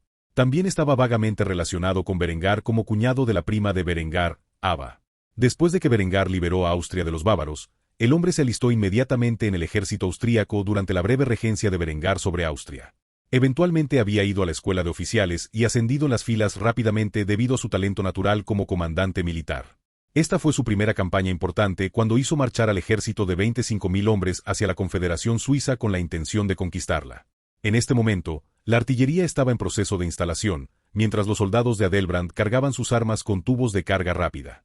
Tras su invasión, rápidamente se encontraron con una fuerza de soldados suizos dentro del terreno montañoso. Sin embargo, mientras los austriacos se preparaban para la batalla, Adelbrand se sorprendió al ver que un representante de las fuerzas suizas ondeaba una bandera blanca que enarbolaba el estandarte de los nobles locales dentro de la provincia de Chur. Chur había sido durante mucho tiempo el hogar del movimiento reformista alemán. Cuando vieron ondear las banderas austriacas con la fuerza de invasión, el conde de Chur inmediatamente comenzó a negociar su deserción. Si Berengar estaba librando una guerra por la independencia contra el emperador del Sacro Imperio Romano Germánico, era su deber como reformista devoto ayudar a esa rebelión en todo lo que pudiera. El conde de Chur, que acababa de obtener su puesto del arzobispo de Chur, que había dejado vacante después de convertirse a la religión reformista, se acercó a Adelbrand con la visera levantada y una sonrisa en el rostro. El hombre montó a caballo donde se encontró con Adelbrand frente a su ejército, sin miedo a lo que los austriacos pudieran hacerle. El conde de Chur rápidamente declaró sus intenciones mientras saludaba al general austríaco. Soy el conde Rainer von Chur, gobernante de este territorio. Como reformista devoto, por la presente entrego el condado de Chur a Austria en nombre de Dios y del rey Berengar. Eres libre de usar mi condado como base de operaciones para tus esfuerzos de guerra. Cuando Adelbrand escuchó esto, se sorprendió al instante. No era un reformista devoto, ni tenía ninguna lealtad a la Iglesia católica. Respetaba el poderío militar, razón por la cual siguió a Berengar con tanta pasión. Ver a un conde rendirse tan voluntariamente en nombre de las similitudes religiosas fue asombroso. Como tal, el general Adelbrand tardó varios momentos en encontrar las palabras para hablar. Eventualmente, sonrió antes de extender su mano como un gesto amistoso. Yo, el general Adelbrand von Salzburg, acepto formalmente su rendición. Si su ejército se desarma, sería muy apreciado. Honestamente, Adelbrand encontró todo el escenario difícil de creer y, como tal, se negó a caer en ninguna trampa. Para su sorpresa, el conde, Rainer cabalgó de regreso a su ejército y les dio las órdenes que había recibido de Adelbrand, donde todo el ejército arrojó sus armas y se quitó la armadura. Después de hacerlo, se arrodillaron ante los señores austríacos como señal de su sumisión. Los soldados austriacos estaban tan conmocionados como Adelbrand al presenciar tal espectáculo. O se trataba de la artimaña más elaborada que jamás habían visto, o estos soldados suizos eran reformistas muy devotos. Con estas dos opciones en mente, Adelbrand procedió con cautela al dirigirse a los soldados suizos desarmados. Acepto su rendición y de ahora en adelante anuncio la anexión del condado de Chur al reino de Austria en nombre de su majestad el rey Berengar von Kufstein. Si sirve a su nuevo monarca con honor, puedo asegurarle que los nobles entre ustedes pueden mantener su estado dentro de sus nuevas vidas.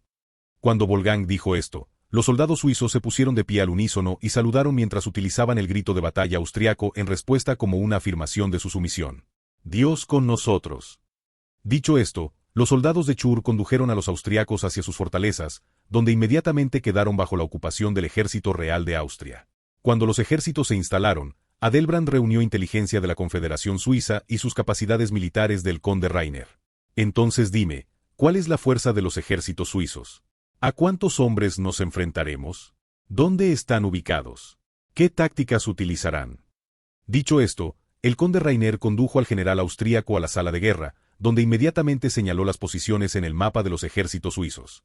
Aparte de nosotros en Chur, la Confederación Suiza tiene aproximadamente 25.000 hombres a su disposición. Estos son en su mayoría hombres de armas y caballeros que están equipados de manera similar a los mercenarios que Berengar derrotó durante la breve rebelión, esos nobles traidores levantados contra él. La mayoría de los ejércitos se están reuniendo actualmente en Surichaki. Cuando se hayan unido, marcharán sobre nuestra posición. Mi sugerencia es esperar pacientemente y aplastar al ejército principal en defensa de Chur. Luego, después de que sean diezmados por completo, tendrás reinado libre para conquistar las pequeñas guarniciones que salpican las principales ciudades del reino. Una vez que esas ciudades suizas sean derrotadas, el resto de la tierra se rendirá con una simple demostración de fuerza. ¿Qué opinas?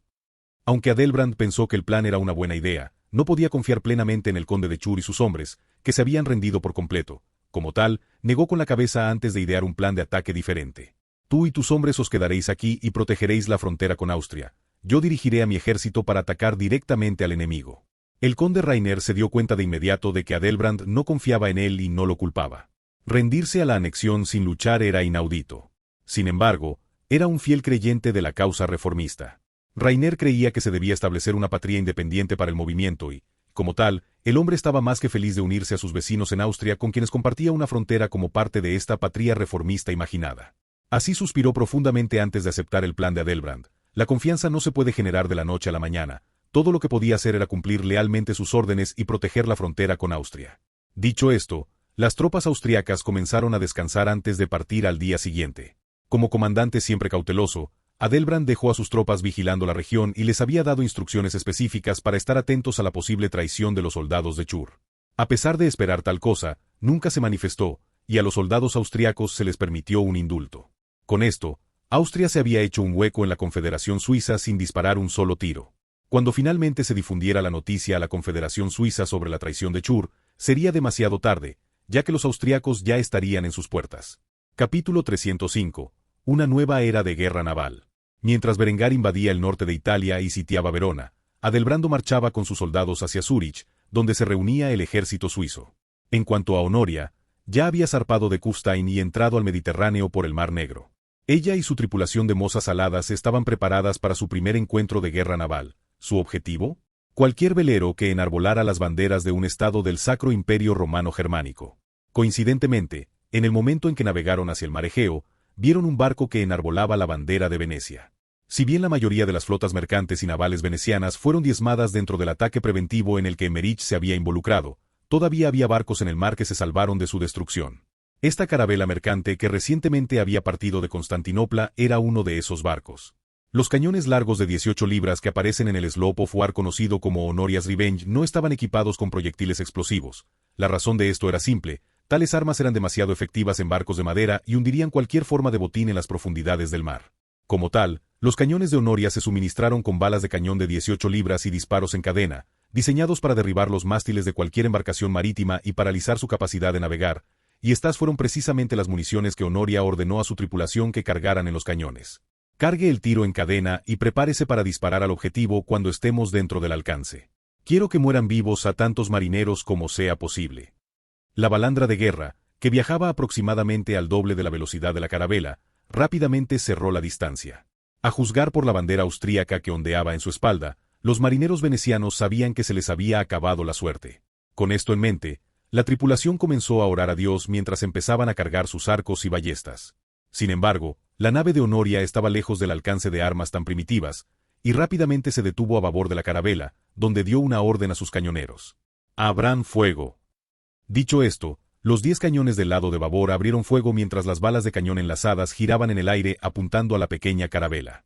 A pesar de que algunos de los disparos encadenados fallaron sus objetivos, más que suficientes habían alcanzado con éxito los mástiles, y al hacerlo, paralizaron la capacidad de navegación del barco, dejando la carabela veneciana y su tripulación varados en el agua.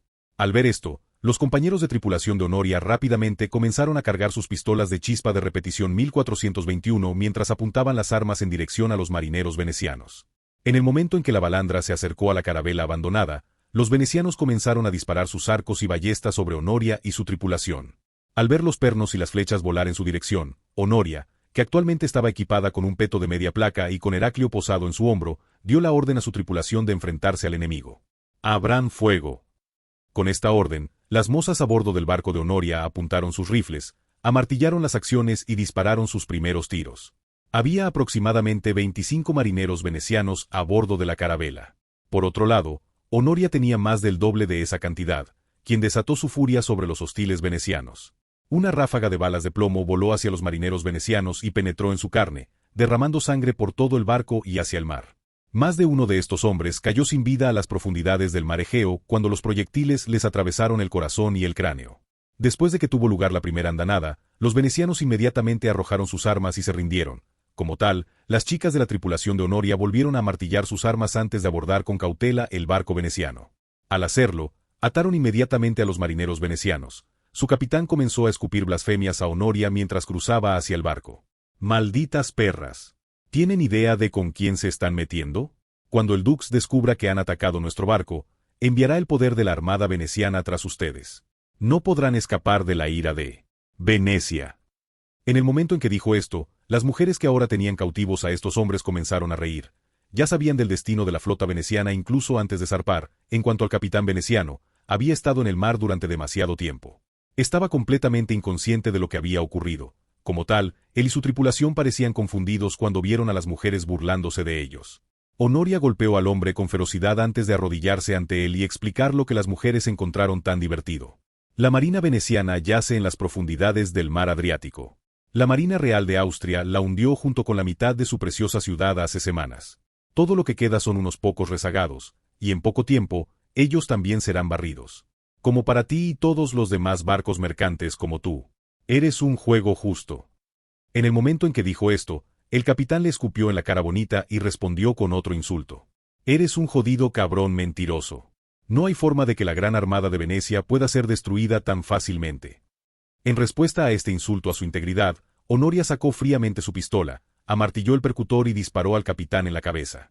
Tal vez fue por la influencia de Berengar, pero la joven princesa bizantina no dudó lo más mínimo en asesinar a este hombre que no había hecho más que insultarla.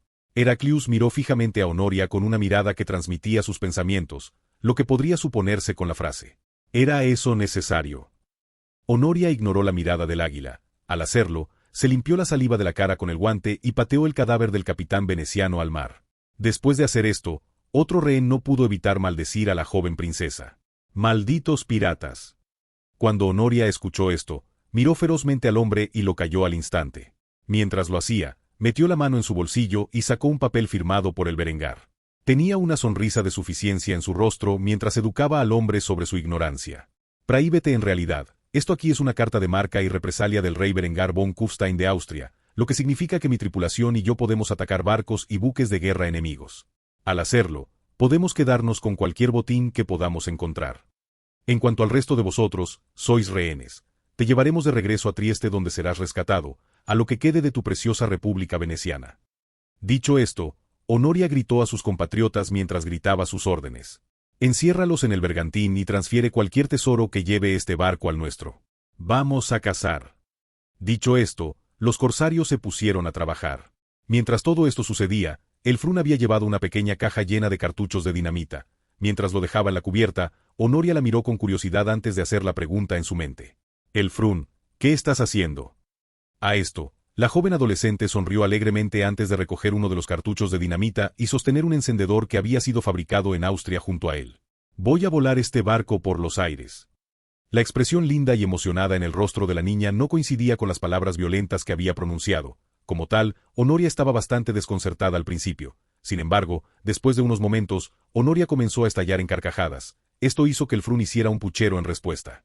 Después de calmarse, Honoria se acercó y abrazó a el Frun con fuerza antes de responder a su reclamo. Solo asegúrate de hacerlo después de que hayamos salido con seguridad del barco. El Frun comenzó a sonrojarse ante la exhibición afectuosa. Sin embargo, finalmente, abrazó el gesto de Honoria y cerró los ojos mientras disfrutaba del momento. Después de que pasaron unos segundos, Honoria la soltó cuando notó que Melissa había llegado. Melissa no se molestó en cuestionar la escena frente a ella y, en cambio, informó los hallazgos del equipo a Honoria. Ganamos el premio gordo, además de algunos cofres llenos de hiperpirones. Tenemos tinte púrpura, montones de seda y algodón también. También obtuvimos algunas especias indias y algunas pieles de animales raros. Evidentemente, estaban regresando de comerciar con Constantinopla. Cuando Honoria escuchó esto, una hermosa sonrisa se curvó en sus deliciosos labios rosados. Estaba encantada de saber que su primera toma fue tan abundante. Como tal, hizo la pregunta en su mente. ¿Está todo transferido? En respuesta a esto, Melissa asintió en silencio. Como tal, Honoria comandaba a su tripulación. Todos. Por favor, regresen al barco. Nos vamos. Después de que todos estuvieran a salvo a bordo y el barco comenzara a partir, Honoria tocó el hombro del Frun y sonrió mientras asentía en silencio. Esta era la fila que la niña necesitaba para comenzar los fuegos artificiales. Con una sonrisa cruel en el lindo rostro de la niña, el pirómano encendió la barra de TNT en sus manos antes de arrojarla a bordo del carabel recién saqueado. El compuesto explosivo aterrizó perfectamente en la pila de dinamita, donde la mecha comenzó a consumirse lentamente. Después de que Honoria's Revenge hubiera llegado a una distancia segura, el cartucho de TNT detonó, causando una reacción en cadena con los otros explosivos, haciendo volar la pequeña carabela en pedazos. Cuando la explosión destrozó la carabela en medio del mar Egeo, la tripulación de piratas contempló su victoria con asombro. Apenas podían creer lo que acababan de hacer. Esta tripulación de mozas había dado paso a una nueva era de la guerra naval. Solo había una persona a la que agradecer tal cosa, y ese era el rey Berengar von Kufstein de Austria. Sin su apoyo a Honoria, estas jóvenes nunca podrían sentir la adrenalina que habían sentido ese día, ni verían tanta riqueza en sus manos. Capítulo 306. Pelea de gatos 3. Mientras Berengar estaba en la guerra, un hombre estaba en Kufstein trabajando excepcionalmente duro para cubrir la ausencia del rey. Este hombre era el canciller Otto von Graz. Después de la debacle con Liutbert, Berengar había elegido a otra persona para que actuara como canciller. Sin embargo, este hombre había fallado por completo en estar a la altura de la tarea. Así, cuando Berengar ascendió a marqués a su tío y futuro suegro, también le otorgó el cargo de canciller, que en el reino de Berengar equivalía al de vicepresidente. Otto había estado trabajando en su casa en Graz durante su mandato como canciller hasta ahora. Después de todo, no había mucho trabajo que hacer en esa posición. Ahora que Berengar estaba en guerra, el trabajo del canciller era gobernar en su lugar. Por lo tanto, Otto había viajado a Kufstein con Adela a cuestas y actualmente vivía en un castillo construido dentro de la ciudad. Todos los días Adela visitaba el castillo de Kufstein, donde interactuaba con su rival Linde. También jugaba con su querida amiga y prima Henrietta, que acababa de entrar en la adolescencia. En el momento en que Adela estaba en una reunión con Linde, las dos jóvenes estaban teniendo una seria discusión ahora que estaban solas por primera vez en mucho tiempo. Adela tenía una expresión tranquila en su rostro cuando comenzó a reprender a Linde por su comportamiento que resultó en otro hijo antes de que Adela pudiera casarse con su prometido. No pudiste evitarlo, ¿verdad? Solo tenías que convencer a Berengar para que te diera otro hijo tan pronto, aunque sabías que aún quedaban algunos años antes de que él y yo nos casáramos. Eso es egoísta de tu parte, ¿lo sabes bien? Todavía tengo meses antes de poder casarme con mi prometido, y mientras tanto, él te ha dado 2 hijos a tu amante. ¿Tienes idea de la envidia que me da eso? ¿Cuánto durará esta guerra? ¿Qué pasa si él no vuelve a casa por 1 año o 2? Si ese es el caso, para cuando me case con él, tus hijos ya tendrán 5 y 3 años. ¿Cómo es eso justo para mí? En respuesta a esta línea de preguntas, Linde mantuvo la cabeza en alto. Estaba excepcionalmente orgullosa de su relación con Berengar y no se sentía culpable por sus acciones. Al ver la sonrisa de suficiencia en el rostro exquisito de Linde, Adela suspiró derrotada antes de colocar su frente en la palma de su mano. Sonaba exhausta cuando admitió la derrota. Lo que sea, eso está en el pasado. De lo que debo preocuparme ahora es de Honoria. ¿Cuánto tiempo han estado durmiendo juntos? Debo preocuparme de que otro hijo bastardo nazca antes que el mío. El término bastardo le dolió mucho a Linde. Sin embargo, se lo guardó para sí misma. En cambio, una sonrisa maliciosa se curvó en los labios de la belleza angelical al pensar en la pregunta que le hizo Adela. Como tal, Linde decidió castigar a la pequeña prometida por sus crueles comentarios. Esto no pasó desapercibido para la astuta chica, quien confundió la expresión petulante de Linde como una señal de que sabía algo importante. Como tal, una mirada fría se extendió por los ojos azul zafiro de Adela mientras miraba a Linde con una expresión severa. ¿Qué no me estás diciendo?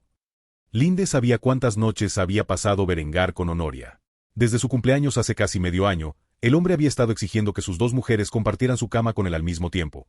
Como tal, no hubo un momento íntimo entre Berengar y Honoria del que el veterano maestro de espías no fuera consciente, al menos en la historia reciente.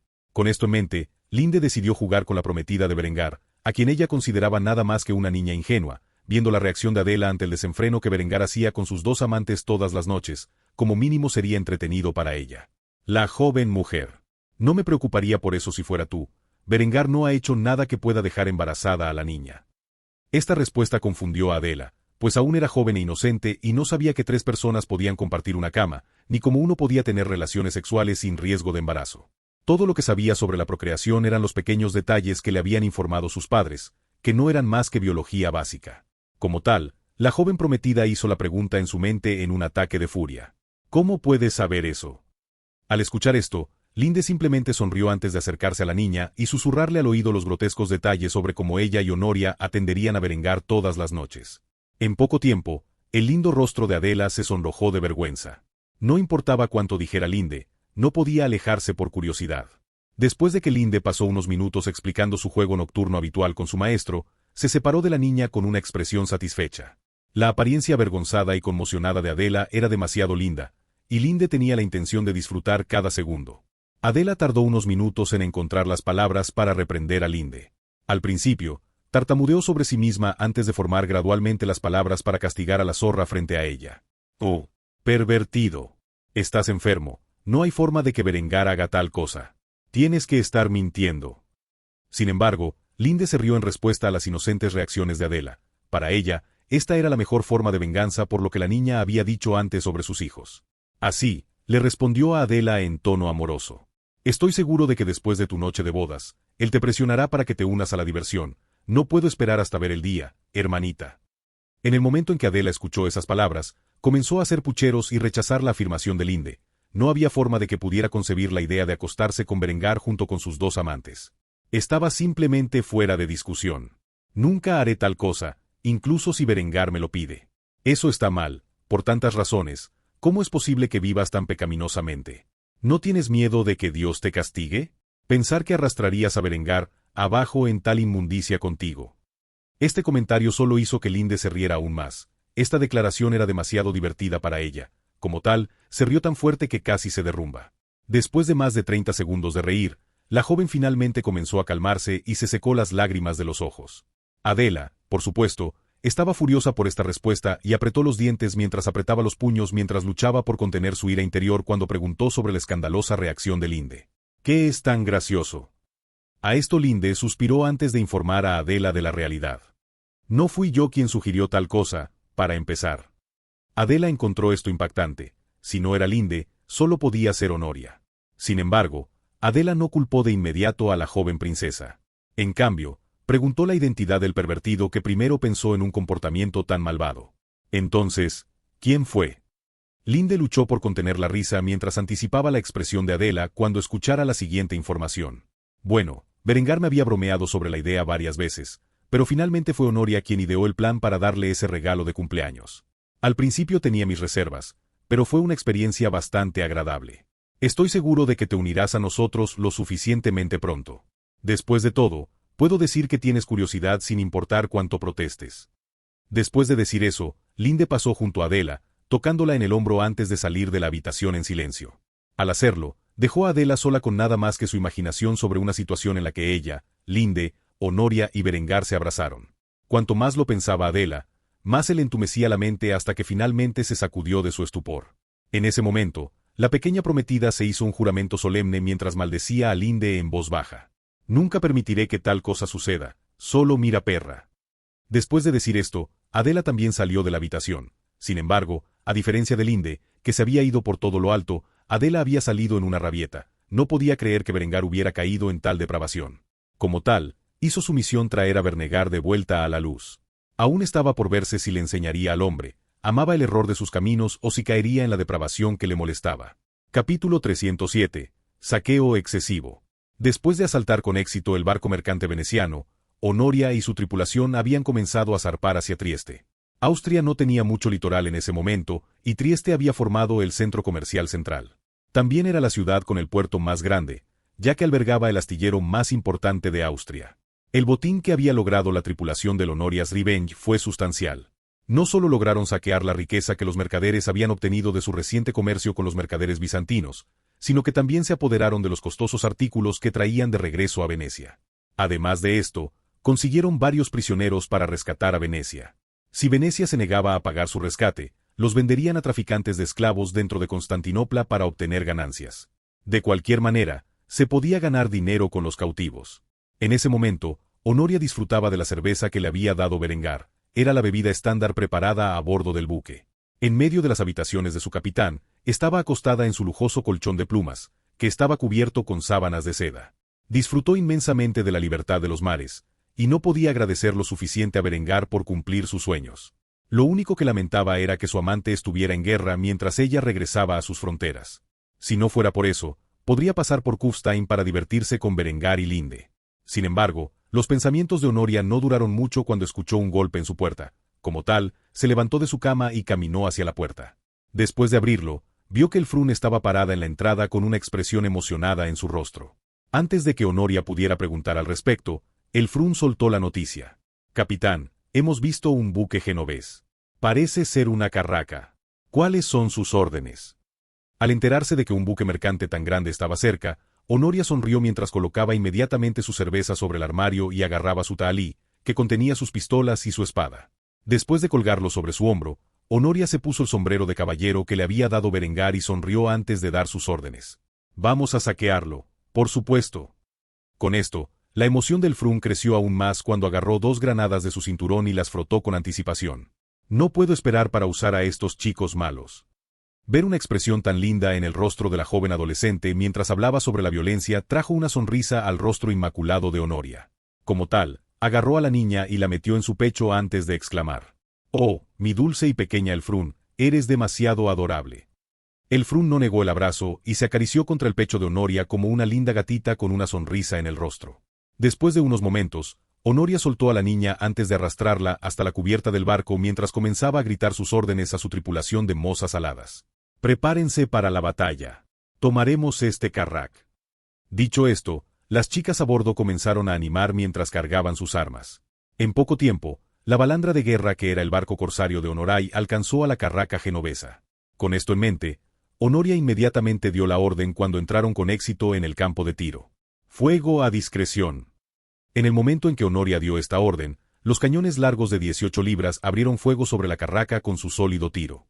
No tenían la intención de paralizar o volar este barco. Una carraca era un barco poderoso capaz de viajar desde el Mediterráneo hasta el Báltico, y como tal, valía una fortuna. Si pudieran capturar el recipiente y repararlo, podrían venderlo a los bizantinos o granadinos por una suma sustancial. Con esto en mente, los cañones dispararon sus sólidas balas de cañón contra la nave enemiga. Antes de que los genoveses pudieran siquiera reaccionar, se encontraron siendo destrozados. Después de que la primera descarga de 10 balas de cañón fuera lanzada hacia el objetivo, la tripulación de Honoria rápidamente comenzó a recargar las armas antes de disparar una vez más los proyectiles. Con cada bala de cañón, se astillaba un poco más de la carraca y los marineros genoveses se veían obligados a achicar el agua que subía dentro de su embarcación. Este era un problema que el barco de Honoria no tenía debido al sello hermético creado a partir del casco de acero galvanizado.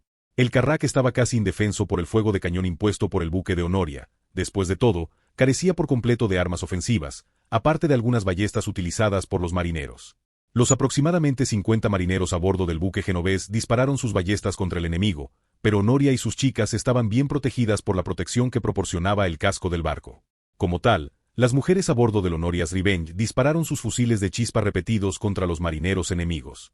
La velocidad de disparo, el alcance efectivo y el daño que estas armas eran capaces de hacer era muy superior a las ballestas utilizadas por los marineros genoveses. En poco tiempo, la mitad de los marineros genoveses estaban muertos y habían comenzado a izar la bandera blanca. Una vez completada esta acción, se desarmaron y la tripulación de Honoria bajó las tablas, donde rápidamente abordaron la nave. Después de hacerlo, comenzaron a contener a los marineros genoveses sobrevivientes. La tripulación del carrack se sorprendió al ver que los piratas que los atacaron eran todos mujeres. Como tal, el capitán de la nave comenzó a ladrar a las muchachas que habían atacado su nave. «¿Cuál de ustedes perras está a cargo?». En el momento en que dijo esto, Honoria apareció ante él con una sonrisa cruel en su rostro. Ella pateó al hombre en el estómago en respuesta a su declaración antes de informarle sobre su estado. «Soy la capitana Valeria Sonara, corsario autorizado por el Reino de Austria para combatir a los enemigos de su majestad el rey Berengar. Me mostraréis un poco de respeto». El hombre apenas comenzaba a recuperarse de la violenta reacción cuando escupió en el suelo antes de seguir maldiciendo a la mujer. «Malditos austriacos. Ahora tienen mujeres haciendo su trabajo sucio. Ustedes, malditos bárbaros, deberían aprender cuál es su lugar». Honoria miró con saña al capitán del buque genovés. Estos marineros no tenían respeto por las mujeres ni por la gente de Berengar, y como tal, necesitaban que les enseñaran una lección. Por lo tanto, una idea diabólica se formó en la mente de la princesa mientras ladraba sus órdenes. «El Frun». Con esto, la niña inmediatamente saltó de su lugar y saludó a Honoria. «Sí, capitán». Una sonrisa maliciosa se formó en el rostro inmaculado de Honoria cuando le hizo a Elfrun la pregunta que tenía en mente. «¿Crees que tienes una granada que pueda caber en la boca de este hombre?». Elfrun pasó de la conmoción a un estado de excitación cuando igualó la sonrisa maliciosa de Honoria antes de hurgar en sus bolsillos. Mientras lo hacía, encontró una pequeña bola de acero llena de polvo explosivo y una mecha. En el momento en que sacó el pequeño artefacto explosivo, la niña saltó de alegría mientras caminaba hacia el capitán genovés y forzaba la granada en su boca con la mecha sobresaliendo. Después de hacerlo, miró a Honoria, quien asintió en respuesta. Al ver esto, Elfrun encendió la mecha con su encendedor antes de alejarse de la zona de explosión. Los ojos del capitán se abrieron de par en par mientras trataba de gritar pidiendo ayuda, pero fue en vano. La granada estaba alojada entre su mandíbula, y no pudo escupirla rápidamente, ni sus gritos de ayuda llegaron a los oídos de sus compatriotas que estaban atados cerca. Al presenciar una vista tan horrible, los marineros genoveses comenzaron a gritar para que Honoria se detuviera. «Misericordia. Muéstrale misericordia, por favor». Por suerte, la mecha era una cerilla de fuego lento. De lo contrario, la cabeza del hombre ya habría explotado. Como tal, Honoria miró a Elfrun antes de hacer la pregunta en su mente. «¿Qué piensas? Deberíamos mostrar misericordia». Con esto, la pequeña comenzó a hacer pucheros. Ella quería ver explotar la cabeza del hombre, puramente por razones científicas, por supuesto. Sin embargo, después de pensarlo, la niña pensó que podría ser demasiado cruel y sacó la granada de la boca del hombre antes de arrojarla al mar. Después de hacerlo, el Frun se dio cuenta de que el hombre literalmente se había orinado los pantalones por el miedo, y como tal, la chica estaba asqueada antes de caminar de regreso al lado de Honoria. El capitán genovés tardó unos instantes en recobrar el sentido antes de mirar a Honoria como si fuera el demonio. Mientras miraba a la belleza extranjera, una sonrisa maliciosa se dibujó en su rostro antes de que ella se inclinara y le susurrara.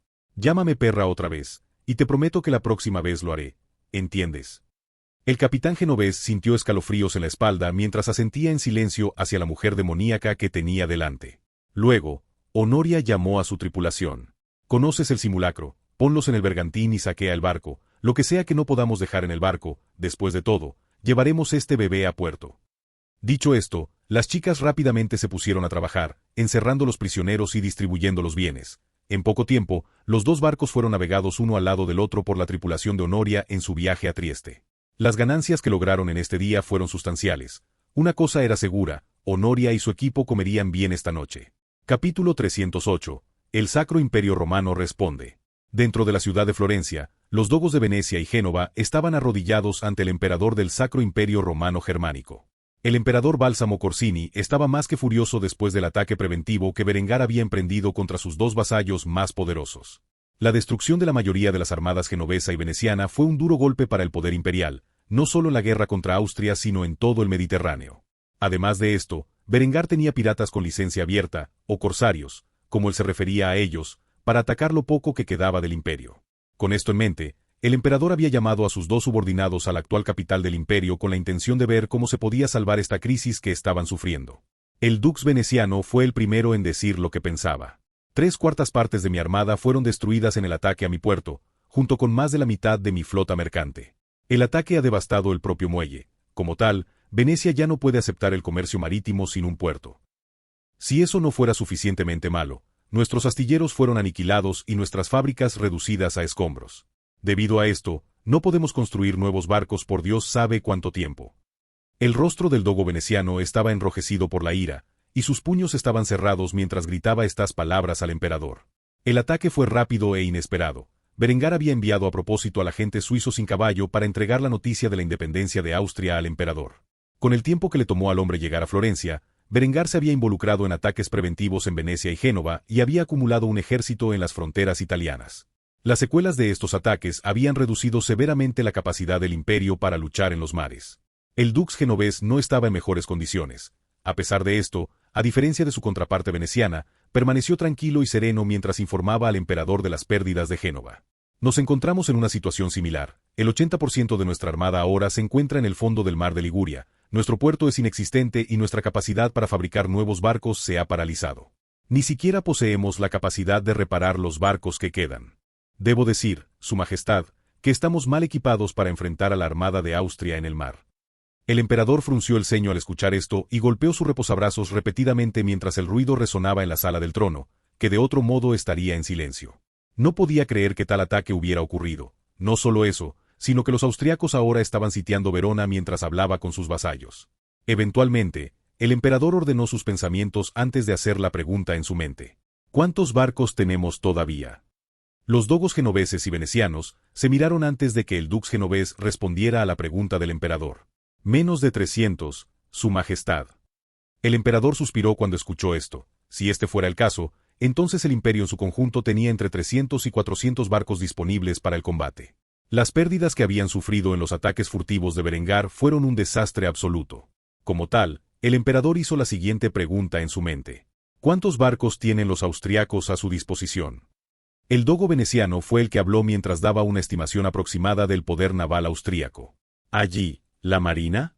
Alrededor de 75. Sin embargo, también parece haber media docena de estos llamados corsarios que atacan cualquier buque mercante imperial que puedan tener en sus manos. Así que está más cerca de 80 en total. El problema es que los barcos austriacos son más grandes y llevan muchos más cañones a bordo. No sabemos el número exacto, pero deberían tener miles de cañones en sus 80 o más barcos. El emperador agarró su brazo con fuerza cuando escuchó este informe, apretó los dientes mientras luchaba por contener su furia interior. Eventualmente, se calmó antes de preguntar sobre la potencia de fuego que poseía su flota restante. Y por favor dígame, ¿cuántos cañones tenemos a bordo de nuestros barcos?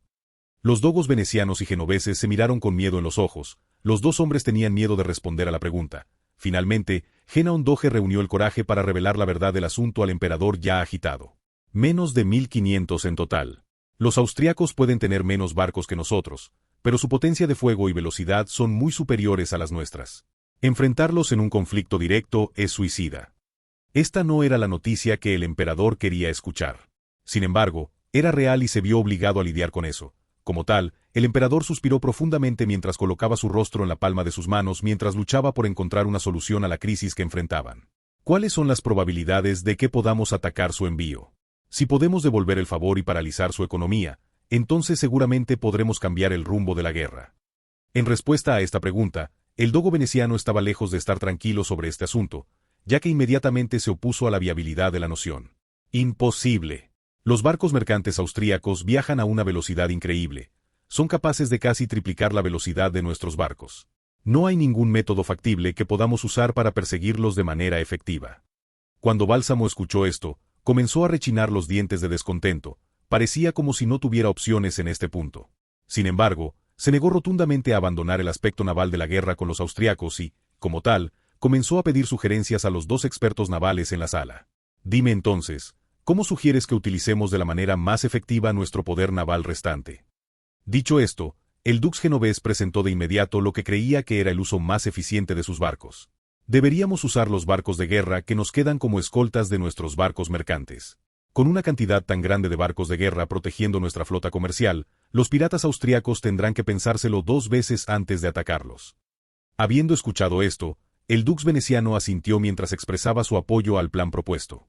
Si no podemos proteger a nuestros comerciantes, nuestra economía se derrumbará y no podremos sostener el esfuerzo de guerra contra Austria. Apoyo el plan de acción de mi homólogo genovés.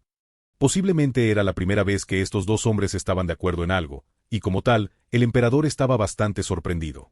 Por lo tanto, suspiró profundamente antes de tomar una decisión. Entonces haremos lo que sugieres. Me gustaría ver qué tan atrevidos son estos corsarios cuando una escolta naval protege nuestra flota mercante. Después de decir esto, los dos dogos asintieron con la cabeza en firme resolución. Transmitirían inmediatamente las órdenes a sus buques de guerra restantes para proteger los convoys mercantes a toda costa. Como tal, el emperador despidió a sus dos vasallos para que pudieran hacer los preparativos apropiados. En cuanto al emperador, suspiró profundamente al pensar en los numerosos problemas con la guerra por la independencia de Austria. Mientras estaba enfurruñado en sus pensamientos, un general entró en la refriega y le entregó al emperador un informe del campo de batalla en la Confederación Suiza. En el momento en que el emperador terminó de leer el informe, lo rompió en un ataque de ira mientras castigaba duramente a su general. ¿El condado de Chur se ha rendido sin luchar? ¿Qué locura es esta? El general inclinó la cabeza respetuosamente mientras trataba de apaciguar al enfurecido emperador. Su Majestad, el condado de Chur es un semillero de pensamiento reformista. No me sorprende lo más mínimo que deserten a la causa de Berengar. Si este es el caso en Chur, podría resultar ser una realidad potencial en otras partes del imperio que han comenzado a abrazar la reforma alemana. El emperador luchó por mantener su dignidad cuando escuchó esta observación y finalmente no lo hizo cuando arremetió como su general. Estos malditos herejes. El hecho de que te refieras a ellos como reformistas muestra dónde reside realmente tu lealtad. Fuera de mi vista antes de que te ejecute. El general se sorprendió al ver que el emperador se comportaba de esa manera. Desconocía por completo la conversación que acababa de tener lugar y no tenía forma de saber que las malas noticias que le trajo el emperador eran solo la guinda del pastel. A pesar de sus reservas sobre su maltrato, simplemente se inclinó respetuosamente en respuesta a la solicitud del emperador. Con su partida, el general dejó atrás las palabras. Como usted ordene, Su Majestad. Al final, el emperador se quedó solo, hirviendo en su estado de ira, mientras su mundo comenzaba a colapsar a su alrededor. La verdad del asunto era que, con la mitad del imperio ya envuelto en un estado de conflicto, el emperador no estaba listo para pelear una guerra con Austria. Los italianos aún tenían que reunir a su ejército en su totalidad, y 50.000 austriacos ya estaban sitiando Verona. Para cuando los italianos pudieran reunir sus fuerzas para combatir la amenaza, era probable que la mitad del norte de Italia fuera tomada por el ejército real de Austria. El emperador puede enfadarse rápidamente, pero sabía muy bien que si se encontraba con los austriacos en el campo, solo le esperaba la muerte a él y a sus hombres. Con esto en mente, el emperador comenzó a construir un complot para frenar el avance austríaco y ganar el tiempo necesario para construir un ejército lo suficientemente grande como para contrarrestar la invasión austríaca de Italia. Capítulo 309. Por el rey y la patria. Berengar se despertó con los ecos atronadores del fuego de los cañones en medio de su campamento. Las armas se dispararon en el momento en que el sol se elevó en el cielo sobre la ciudad de Verona. En su ejército de 50.000 hombres, Berengar tenía 3 brigadas enteras dedicadas a la artillería que sumaban un total de 12.000 hombres y 210 cañones de campaña. Si se tuviera en cuenta todo su ejército, Berengar tenía un total de 5 brigadas de artillería, 2 de las cuales estaban ubicadas actualmente en la Confederación Suiza junto con Adelbrand y el resto de sus fuerzas. De 75.000 hombres, 20.000 de ellos se dedicaron a la artillería. Los 55.000 restantes son una mezcla de infantería y caballería. Eso significaba que Berengar tenía un total de 350 piezas de artillería en todo su ejército, la mayoría de las cuales eran 1.417 cañones de 12 libras. Con estos 210 cañones desplegados en el ejército actual de Berengar, que tenía una velocidad de disparo de un disparo por minuto, era capaz de bombardear una región con 12.600 proyectiles explosivos en una hora. Como tal, las murallas de la ciudad de Verona cayeron antes de que la población que habitaba en ellas hubiera siquiera desayunado. Mientras el muro norte se derrumbaba por el infernal bombardeo, Berengar se encontraba entre sus fuerzas, vestido con su armadura de placas de 3/4 dorada y negra. Sostenía su borgoña bajo el brazo mientras se dirigía a sus soldados reunidos en el campo. Hombres de Austria. Tenemos muchos objetivos, aquí en Italia, y eso no es simplemente obligar al emperador a reconocer la independencia de la patria. Con esta guerra, se nos ha otorgado una oportunidad para la expansión de la riqueza de nuestro pueblo y prosperidad. En esta ciudad, y en todas las ciudades como esta en el norte de Italia, se encuentra un tesoro de riqueza que pocos países han acumulado. Hay oro, hay plata, y lo tomaremos todo. Ahora mis reglas de guerra aún se aplican a todos y cada uno de ustedes. Sin embargo, lo que te pido, aquí hoy, en Verona, es saquear todo objeto de valor de esta ciudad y traerlo de vuelta a Austria. Fundiremos la plata y el oro en nuestra moneda y estimularemos el crecimiento de nuestra economía, que ya ha comenzado a estancarse. Cualquiera que intente detenerte en tus acciones debe ser considerado un adversario y debe ser tratado como tal. Dios con nosotros. En el momento en que Berengar terminó su apasionado discurso, el ejército de 50.000 soldados reunidos a su alrededor comenzó a cantar su grito de guerra.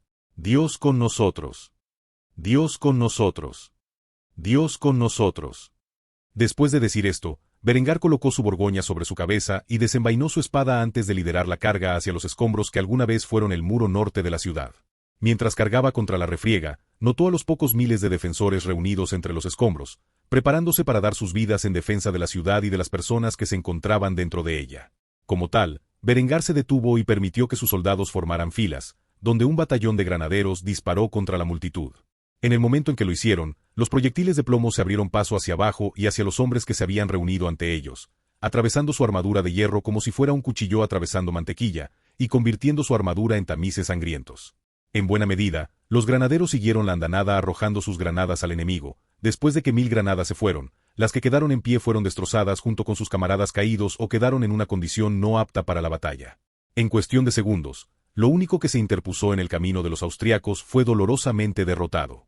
En respuesta a esto, el batallón que había disparado recargó sus armas, mientras los otros batallones de infantería se precipitaban a la refriega. Berengar se quedó atrás entre sus granaderos mientras les permitía recargar sus armas en cuestión de segundos con sus tubos de carga rápida. Después de hacerlo, avanzaron sobre las pilas de cadáveres mutilados y hacia la ciudad de Verona, donde se mostró la escena caótica. Si bien las tropas de Bernegar fueron disciplinadas a fondo, hasta el punto de que matar o violar a civiles estaba estrictamente prohibido, se les ordenó saquear la ciudad y, como tal, se comportaron como una horda de bárbaros, derribando puertas y destrozando casas en busca de algo de valor.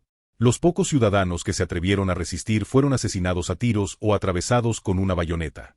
En este tiempo caótico, los habitantes de Verona se encontraron mirando con horror cómo su ciudad era destrozada por una horda de soldados austríacos.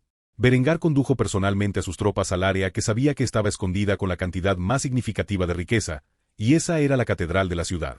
Cuando derribó la puerta de la iglesia a patadas, los sacerdotes y ciudadanos que se habían refugiado en su interior miraron a los austriacos con horror, como si fueran los mismos bárbaros que desgarraron Roma hace siglos. El sacerdote se acercó de inmediato a Berengar y se interpuso en su camino cuando entró en el edificio, sosteniendo una cruz en su rostro y proclamando que la catedral era inexpugnable. Esta es tierra santa, ustedes, demonios, no pueden estar aquí, retrocedan o enfrenten la ira de Dios. Sobre el cuello de este sacerdote había un crucifijo de oro que valía una suma sustancial y, como tal, Berengar miró a los hombres con una sonrisa maliciosa antes de agarrarlo por el collar. Mientras lo hacía, miró fijamente a los ojos del sacerdote antes de burlarse de él. Relájense, no estoy aquí por sus vidas sin valor, solo por la riqueza que su iglesia se lleva. Dicho esto, Berengar arrancó el crucifijo dorado del cuello del sacerdote antes de noquearlo con un sólido puñetazo. El guantelete de acero en la mano de Berengar contribuyó al efecto deseado. Mientras el sacerdote caía al suelo, Berengar lo agarró para asegurarse de que no se rompiera el cráneo con los bancos de madera y lo depositó suavemente en el suelo. Mientras lo hacía, la multitud de civiles gritó horrorizada. Sin embargo, Berengar simplemente los ignoró antes de ordenar a sus granaderos que despojaran a la catedral de sus riquezas. Toma todo lo que sea de valor y deja en paz a la gente a menos que atenten contra tu vida, no les hagas daño. Dicho esto, los soldados austriacos comenzaron a derribar los crucifijos, esconder los cálices e incluso derribaron la estatua dorada del mismo Cristo, antes de llevársela. Después de que se incautaron todos los objetos de valor de la iglesia, Berengar y sus tropas abandonaron la catedral en un estado desolado, con los civiles adentro llorando como niños. Un ejército de 50.000 hombres no tardó mucho en saquear todo lo que valía la pena dentro de la ciudad de Verona, y en el proceso habían puesto la ciudad patas arriba. Después de adquirir cada pequeña pieza de oro y plata, y transferirla a una pila gigante fuera de la ciudad, Berengar se paró frente a sus tropas y contempló la riqueza que Verona había escondido. Una sonrisa codiciosa se dibujó en el rostro del joven monarca mientras presenciaba el botín de guerra. Sin embargo, no fue suficiente. El verdadero premio estaba en la ciudad de Florencia, ya que allí residía una familia de banqueros excepcionalmente rica, que tenía la fortuna de rivalizar incluso con Berengar. Esta familia aún no era nobleza y, sin embargo, poseía suficiente riqueza para financiar a los enemigos de Berengar, que eran la totalidad de la Iglesia Católica. El verdadero objetivo de Berengar en esta guerra no era algo tan simple como la independencia, era despojarse de todo el oro y la plata que los Medici habían escondido y paralizar la capacidad del Vaticano para financiar una cruzada contra él. La independencia de Austria y el establecimiento de un reino separado del norte de Italia como protectorado bajo su soberanía fue secundario a la adquisición de la gran fortuna de los Médicis. Sin embargo, esos eran planes para el futuro cercano. Por ahora, Berengar tenía otros pensamientos en mente. Como tal, pronunció otro discurso apasionado a sus tropas mientras contemplaban la riqueza que habían adquirido de Venecia con codicia. Cualquier hombre entre ustedes que, en un momento de debilidad, haya escondido algún botín ganado en esta batalla, da un paso al frente y añádelo a la pila, y te concederé impunidad. Conozco los corazones de los hombres. Yo también tengo el instinto de atesorar este montón de oro en algún rincón de Austria, sin dejar que viera nunca la luz del día. Sin embargo, soy lo suficientemente fuerte en mi convicción para utilizar cada partícula de riqueza que hemos ganado aquí en este día, y en nuestra futura campaña en Italia para un solo propósito: la acuñación de moneda. No les mentiré, nuestro reino enfrenta un estancamiento económico, no hay suficiente oro y plata para todos, para llenar los bolsillos de la gente de Austria que trabaja todos los días por un futuro mejor. Esta riqueza no está destinada a mi fortuna personal, sino a la prosperidad de todos los austriacos. Entonces, aquellos entre ustedes que han escondido algunas de las ganancias que han encontrado dentro de esta ciudad, les imploro una vez más que den un paso adelante y lo agreguen a la pila, si no por ustedes mismos, sino por el bien del reino. Hubo silencio durante algún tiempo hasta que un hombre, en particular, se adelantó. Este hombre era el capitán Arnwald. Era un hombre respetado por los soldados bajo su mando, ya que Berengar había dicho en un momento de debilidad que había escondido una pequeña bolsa llena de monedas de oro dentro de los contenedores de su cinturón. Después de que el hombre hubo vaciado la bolsa de monedas en la gran pila, no pasó mucho tiempo antes de que más hombres hicieran lo mismo y vaciaran su riqueza oculta en la pila, antes de que más de la mitad del ejército lo hiciera hasta que no faltara ni una sola pieza de dinero. Tesoro quedó en manos de sus soldados. Cuando Berengar vio esto, asintió con la cabeza y sonrió a sus hombres. Al hacerlo les hizo un voto solemne. Por su lealtad y fe en su patria, les haré una promesa aquí en este día. Cada pieza de este tesoro se utilizará para invertir en el futuro del reino de Austria. Con él, ustedes y sus familias serán ver mayores alturas de prosperidad. No se equivoquen, todos ustedes verán su parte justa del botín que ganamos en esta guerra. Después de decir esto, Arnwald saludó a Berengar y entonó su cántico. Por el rey y la patria. Después de decir eso, todo el ejército repitió estas palabras al unísono. Después de que terminó este discurso, Berengar registró cada pieza del tesoro que se juntó en la pila y luego envió un convoy de 5.000 hombres para garantizar su regreso seguro a la Real Hacienda de Austria. Berengar se mantendría fiel a su voto y utilizaría la gran reserva de oro y plata, fundiéndolos en la moneda pura que había establecido. Al hacerlo, pudo detener temporalmente los problemas de estancamiento a los que se enfrentaba actualmente su economía y traer así una mayor prosperidad a toda Austria.